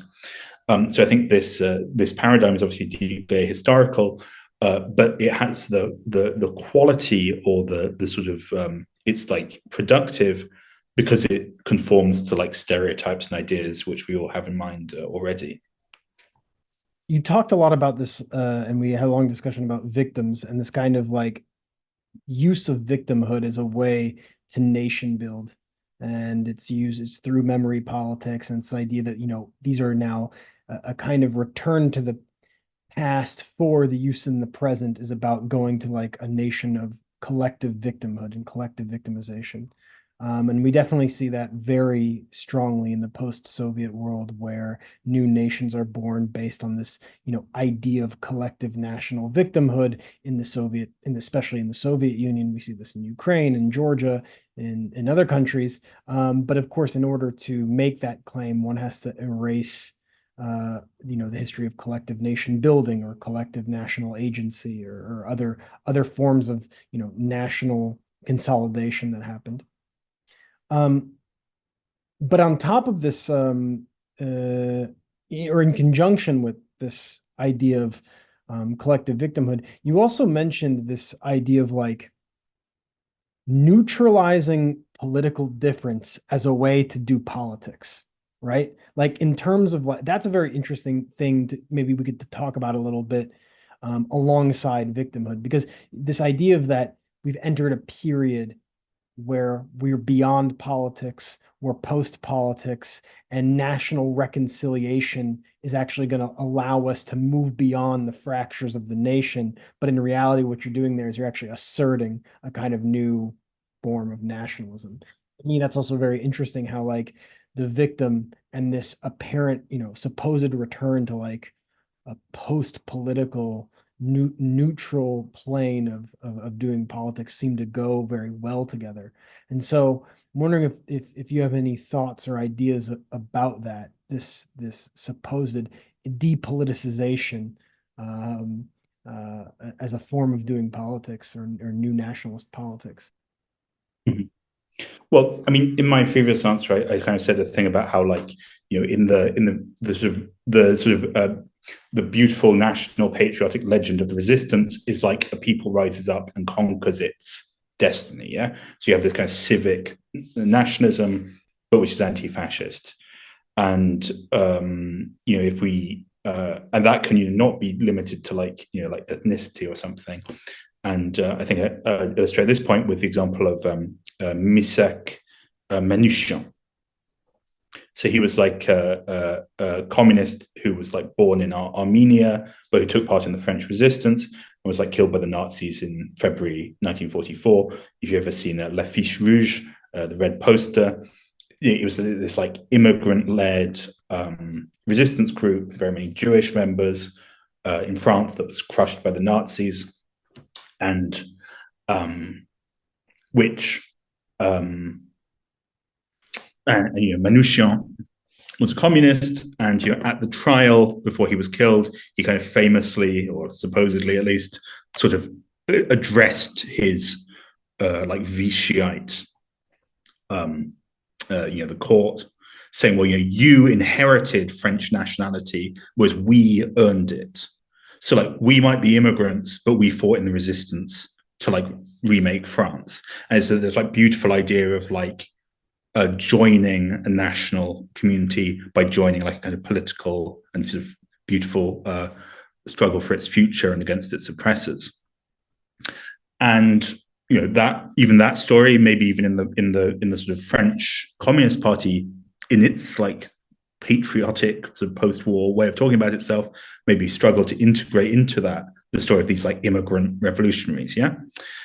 But now what we have is, last week, Manouchian was introduced into the like pantheon of the French state, like literally, like symbolically, like buried among like the great figures of French national history under Macron's government. And they had this ceremony last week, and Marine Le Pen was, she was sort of Macron and his allies and so on said that she shouldn't come to the ceremony, but she insisted on coming. She insisted on coming to pay tribute to this like immigrant communist who fought in the French resistance. And I think that that's really a show of her, of the kind of hegemony and strength she enjoys, that she's able to do that, because of course what it's actually built on also is as you say, the fact that Manouchian's legacy has very sadly not entirely, of course, but has been to a great degree politically neutralized. Like the kind of struggle he fought for and the kind of meaning it has for contemporary politics is suppressed by his embalmment purely as a sort of a long dead icon of the French state. And she can, it's quite easy for her to sort of show this sort of act of like contrition and making peace and so on through such a figure, showing that she's part of the Republican mainstream, showing that she's not like sectarian, this kind of thing. And that's as I said, that's a show of her strength. And part of the reason why it also works is because like if we limit our critique of Marine Le Pen to saying like, oh, she's like a fascist or she has something to do with Nazism, well, it's quite easy for her to turn around and say like, well, of course we reject the so like, of course the Nazi occupation of France was a terrible episode, and that people died heroically in the resistance fighting against it. It doesn't cost her anything to say that. And I think that the thing is though is that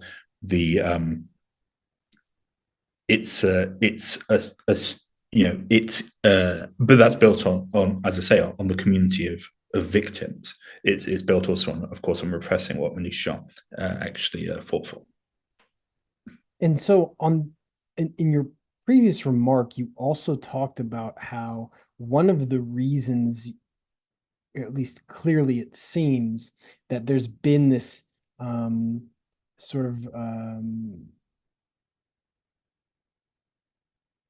putting forward of the collective victim as like a way to nation build has to do with the absence of a vision of the future. And I thought that that was like a really nice way to put it. I totally agree with you on that, that like, this like centering of the victim as like, the embodiment of the nation or the embodiment of the collectivity, as opposed to like the figure of somebody who's fighting for something or the figure of somebody who's grounded with a future. Like this is in some ways embodies the reality that people don't have a vision of the future. And one of the interesting things that I think has come up through doing this Reimagining Soviet Georgia podcast and through talking to people in the post-Soviet world who are trying their best to break free from Cold War historical understandings, to say have a more nuanced understanding of the Soviet period. What's been interesting is that a lot of people are coming to the similar conclusions, and what that conclusion is that it's not that socialism in the Soviet experiment and the Soviet experience and Soviet civilization, or even in Yugoslavia, or even in Eastern Europe, or in other socialist countries. It's not that it failed; it's that there was a vision of a future that was taken from us.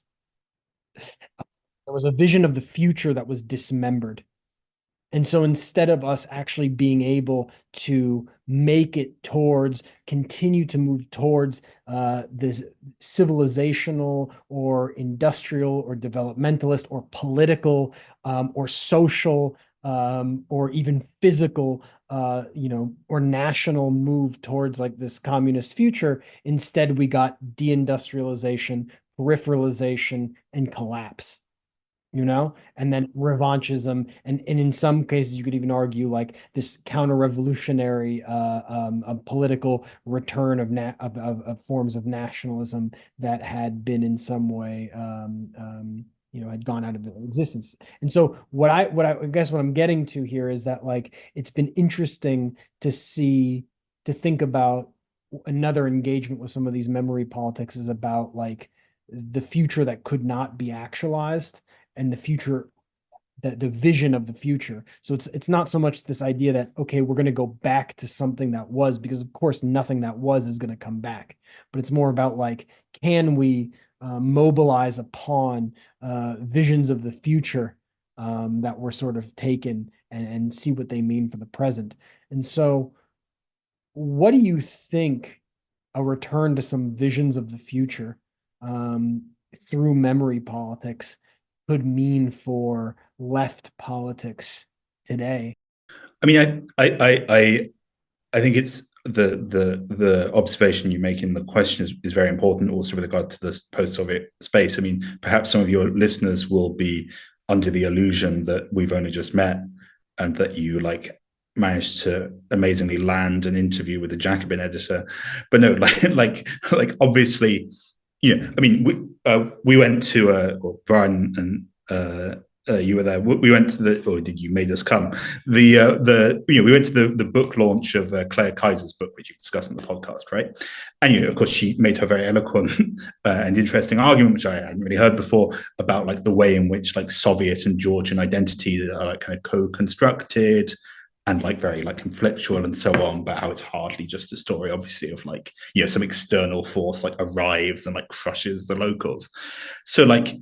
And someone stood up in the audience and their like question, although it was really just a comment, was just like, well, that all may be well and good, but like, what use is all this for like our contemporary like nation building now?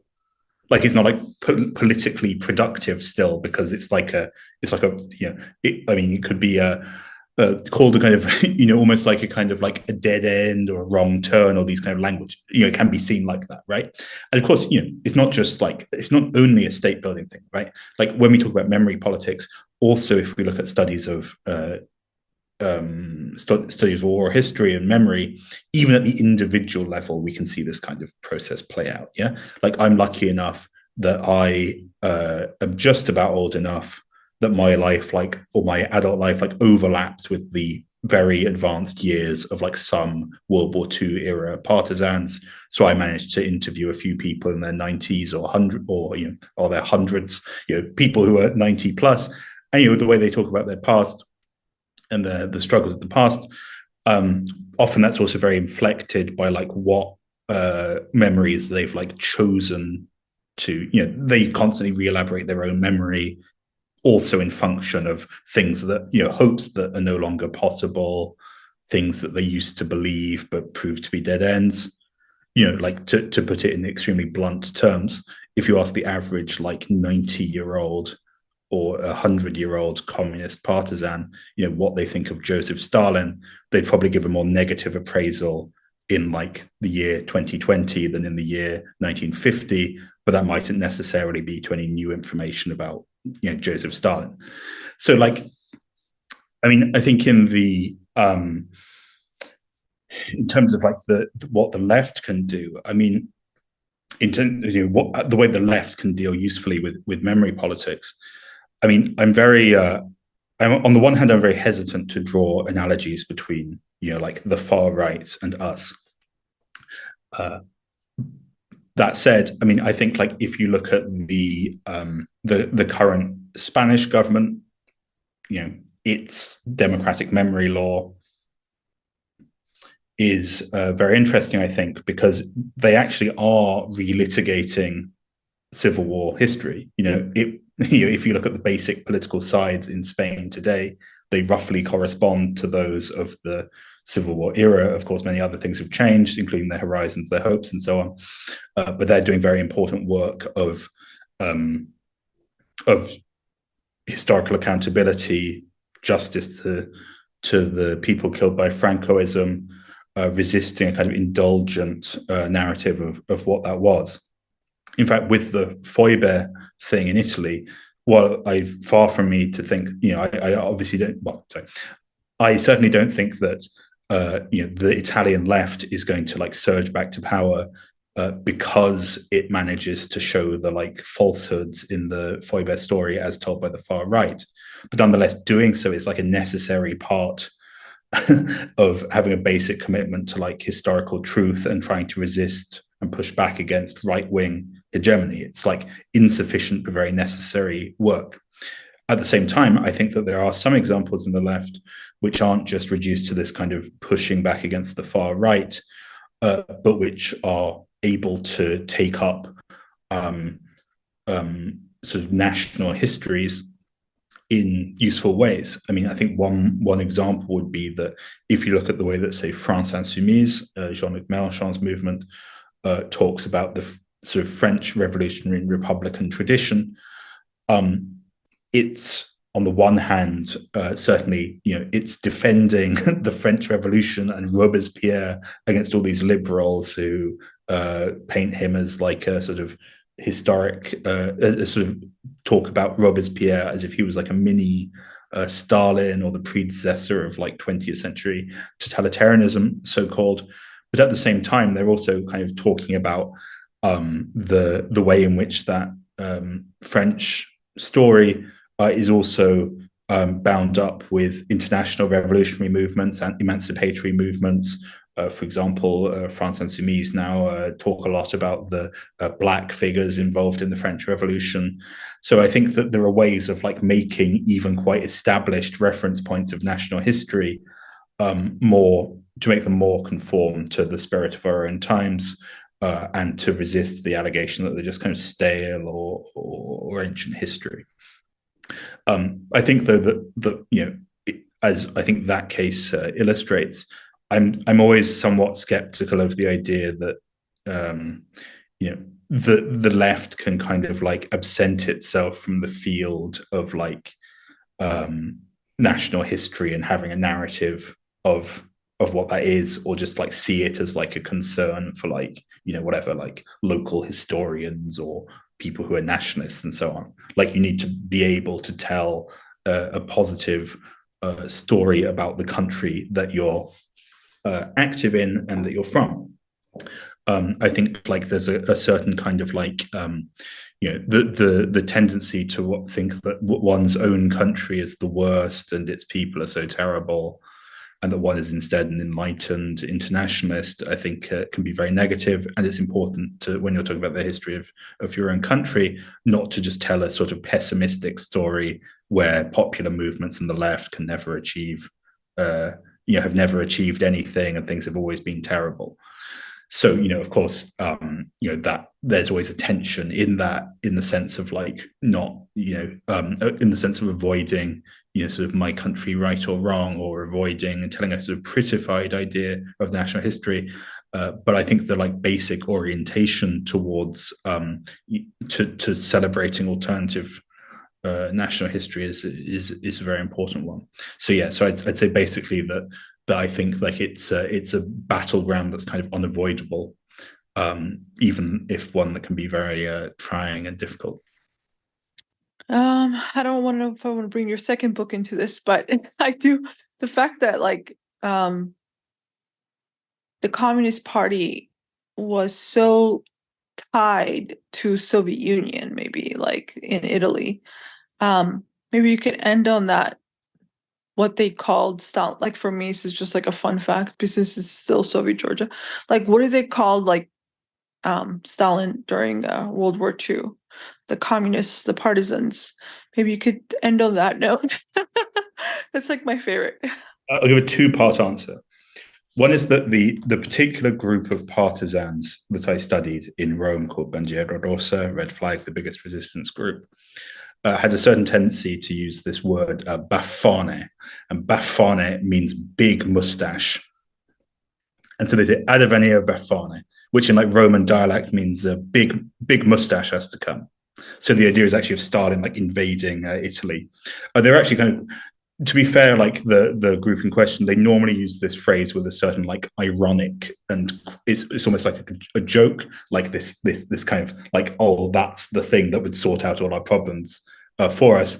But is undoubtedly implies and did indeed involve a very positive appraisal of Stalin, of course, from the perspective of communist partisans in Italy who'd been under fascism for 20 years. It's quite easy to see how the Soviet Union's role in the war was seen as that of destroying fascist Italy from the outside. So it's quite understandable where, I think there's actually also a tendency, I mentioned in the book, which is a very interesting phenomenon. It's a kind of phenomenon to kind of read what the fascist press says about Stalin and then kind of reinterpret that information, but in a positive key. So, for example, like, of course, in occupied Europe generally, the fascist and Nazi and collaborationist forces promoted the idea of like, oh yeah, well, if we don't win the war, then Stalin is going to like import communism across Europe, and that is indeed the idea which they sort of positively reinterpreted. The second part of my answer is that Alcide de Gasperi, who's kind of like the Italian equivalent of like Konrad Adenauer. Yeah, he's like the Christian Democrat leader at the beginning of the Cold War. For like the first 8 years after World War II, de Gasperi is like the leading Christian democratic statesman in Italy. He organizes like the Marshall Plan, aid to Italy, Italy's entry into NATO, this kind of thing. When he gave his first speech in Rome in, I think, July 1944, just after the Anglo-Americans arrived in Rome, at the Brancaccio Theatre, de Gasperi gives a speech where he talks about Joseph Stalin. And he says, well, this wouldn't have been possible without Joseph Stalin leading the Red Army, the Generalissimo. And, no one can be in any doubt as to the Soviet Union's role in achieving this liberation. But then I also think of another proletarian, the leader of another international who must also guide our path. And he was referring, of course, to Jesus Christ. So I think that the positive interpretation of Stalin was very widespread among the anti-fascist forces in the Italy of the time. Of course, even upon Stalin's death, Sandro Pertini, a socialist and a future president of the Republic, gave a extremely laudatory obituary of Stalin in the Italian Parliament. So those attitudes were certainly dominant at the time, but like all things, subject to revision after the fact. I was thinking about what you were talking about in relation to having this positive vision of like a national history, in order to give some kind of something to offer. And one of the things we're seeing in at least some of the post-communist countries, because I think it manifests slightly different than it does in the, say, Western countries where there wasn't socialist rule, is that these nations kind of consolidated and formed under socialism. And like you mentioned with us going to see the book about Georgia, there wasn't actually a contradiction between, say, national consolidation and Sovietization, national consolidation and the creation of a socialist kind of civilization or industrial economy, or a political system. And so people end up embracing kind of fascist or far right national actors as a way to sort of to underscore a anti-socialist or anti-communist national history. So, for example, in the Caucasus, we see this all the time where World War II era Nazi collaborators, the Georgian Legion, the Azeri Legion, and the Armenian Legion, are kind of romanticized actually by liberals in order to say that we have this alternative national history, while at the same time those same liberals could very much in the same sentence say, well, no, we don't support the fascism, and we actually would embrace parts of our national story that emerged under socialism. Right. So they kind of like, as a way to purge the kind of like socialist aspect of the modern national consolidation, they end up embracing these far right politics. And in Georgia, this is like a very extreme, where all the Georgian Legion is actually is whitewashed or not discussed, and the Soviet period is simultaneously embraced and rejected. And then it creates this kind of like schizophrenic memory politics or dysmorphic memory politics, where it's trying to purge a part of its national story that it can't. And we see that also, you can make an argument that the way that memory is negotiated in Ukraine, for example, this is probably the most clearest example, is a similar situation going on where it's like, on the one hand, they're fighting for the Soviet borders. On the other hand, they're trying to associate sort of the Soviet past with Russia. And they're having this hard time doing both, because you can't really do both, or you can't do one or the other either, right? It's like it's a kind of like, it's a historical memory map that doesn't actually work with the present sort of configuration of political forces and the configuration of tensions. And so that to me is also something that I'm very fascinated with, and that Sopo and I discuss on this podcast all the time, and trying to make sense of, which is like, can these nationalist narratives actually purge the socialist part of the story from their own national consolidation or not? In the same way, can in Western Europe liberals purge the role that socialism played and the Soviet Union played in actually like defending Europe from fascism?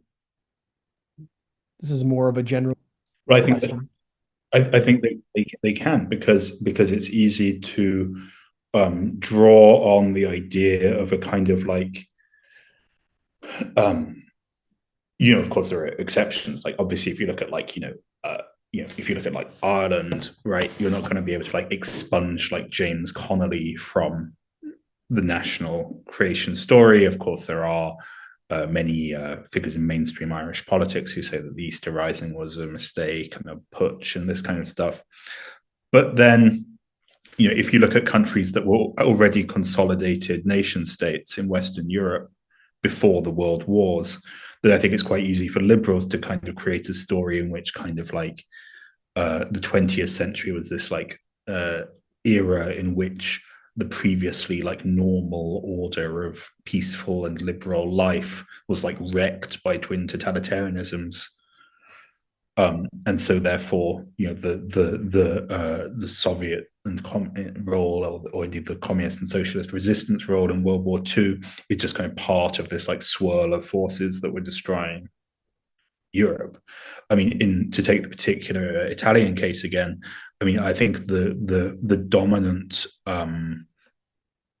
perspective that unites like liberals with more right wing, even far right points of view, is that actually the partisan struggle was merely an attempt to kind of use the general Allied victory, the like Anglo-American victory in World War II. It was an attempt to kind of use that to kind of leverage power in Italy in an anti-democratic way.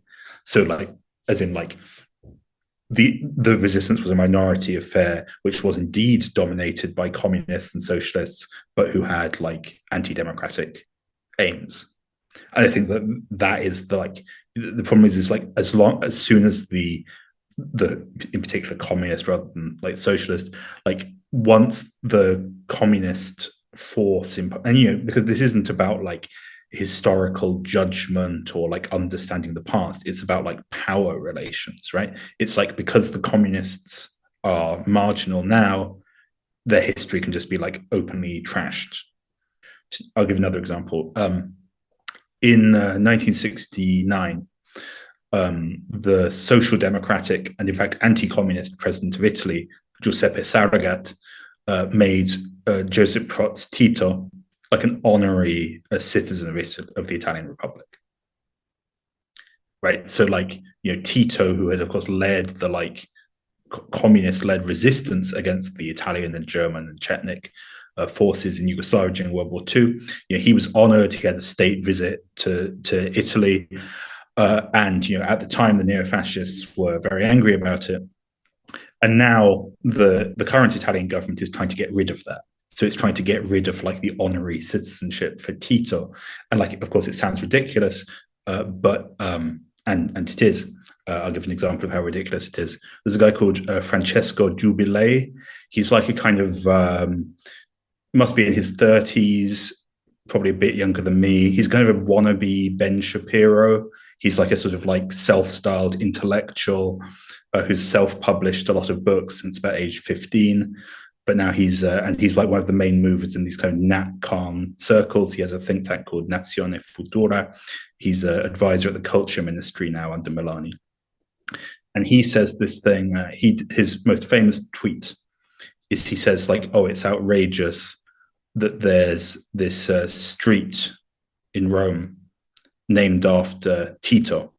Like how could Italy name a street after the evil communist dictator who massacred thousands of Italians? But in fact, it turns out that the street isn't named after Josip Broz Tito, but is named Tito for the Italian for the Emperor Titus. So it's like it has nothing to do with World War II, but is in fact in reference to a Roman emperor. But yeah, so I mean, now you have this call for like, yeah, like you have this like presentation very dominant in mainstream Italian politics of Tito as this kind of like Hitler style figure. Like, of course, if you think in the 50s, 60s, 70s, in like Western media, Yugoslavia was very much portrayed as a kind of benign alternative to the Soviet Union and Eastern Bloc. And if anything, Saragat's decision had nothing to do with him being a sort of somehow vaguely socialist, but rather because of like Yugoslavia was seen as like a potential Western ally, or at least like way of dividing the socialist camp. But then now in retrospect, we have this strange like retelling of the story, which is like, yeah, like Tito is like this kind of like, Stalin's man in Italy kind of thing. So yeah, I think it's quite easy for that history to be suppressed and ignored, also because now it has the powerful additive that Western public opinion and liberal opinion can at least claimed to be taking its lead from Eastern European memory politics and right-wing memory politics. Like if we look at things like the removal of the Soviet War Memorial in Sofia that took place in Bulgaria a few weeks ago, this kind of story of like, well, yeah, like, oh, well, we in the West, we were guilty for like going along with Stalinist myth. We allowed those peoples to be imprisoned by the Soviet Union, this kind of thing. So it's very easy to tell this, to retell the story in a way where the Soviet contribution and that of communist parties is minimized and seen as an unfortunate and negative effect of the fight against fascism, rather than one of the central elements. Quella persi se tac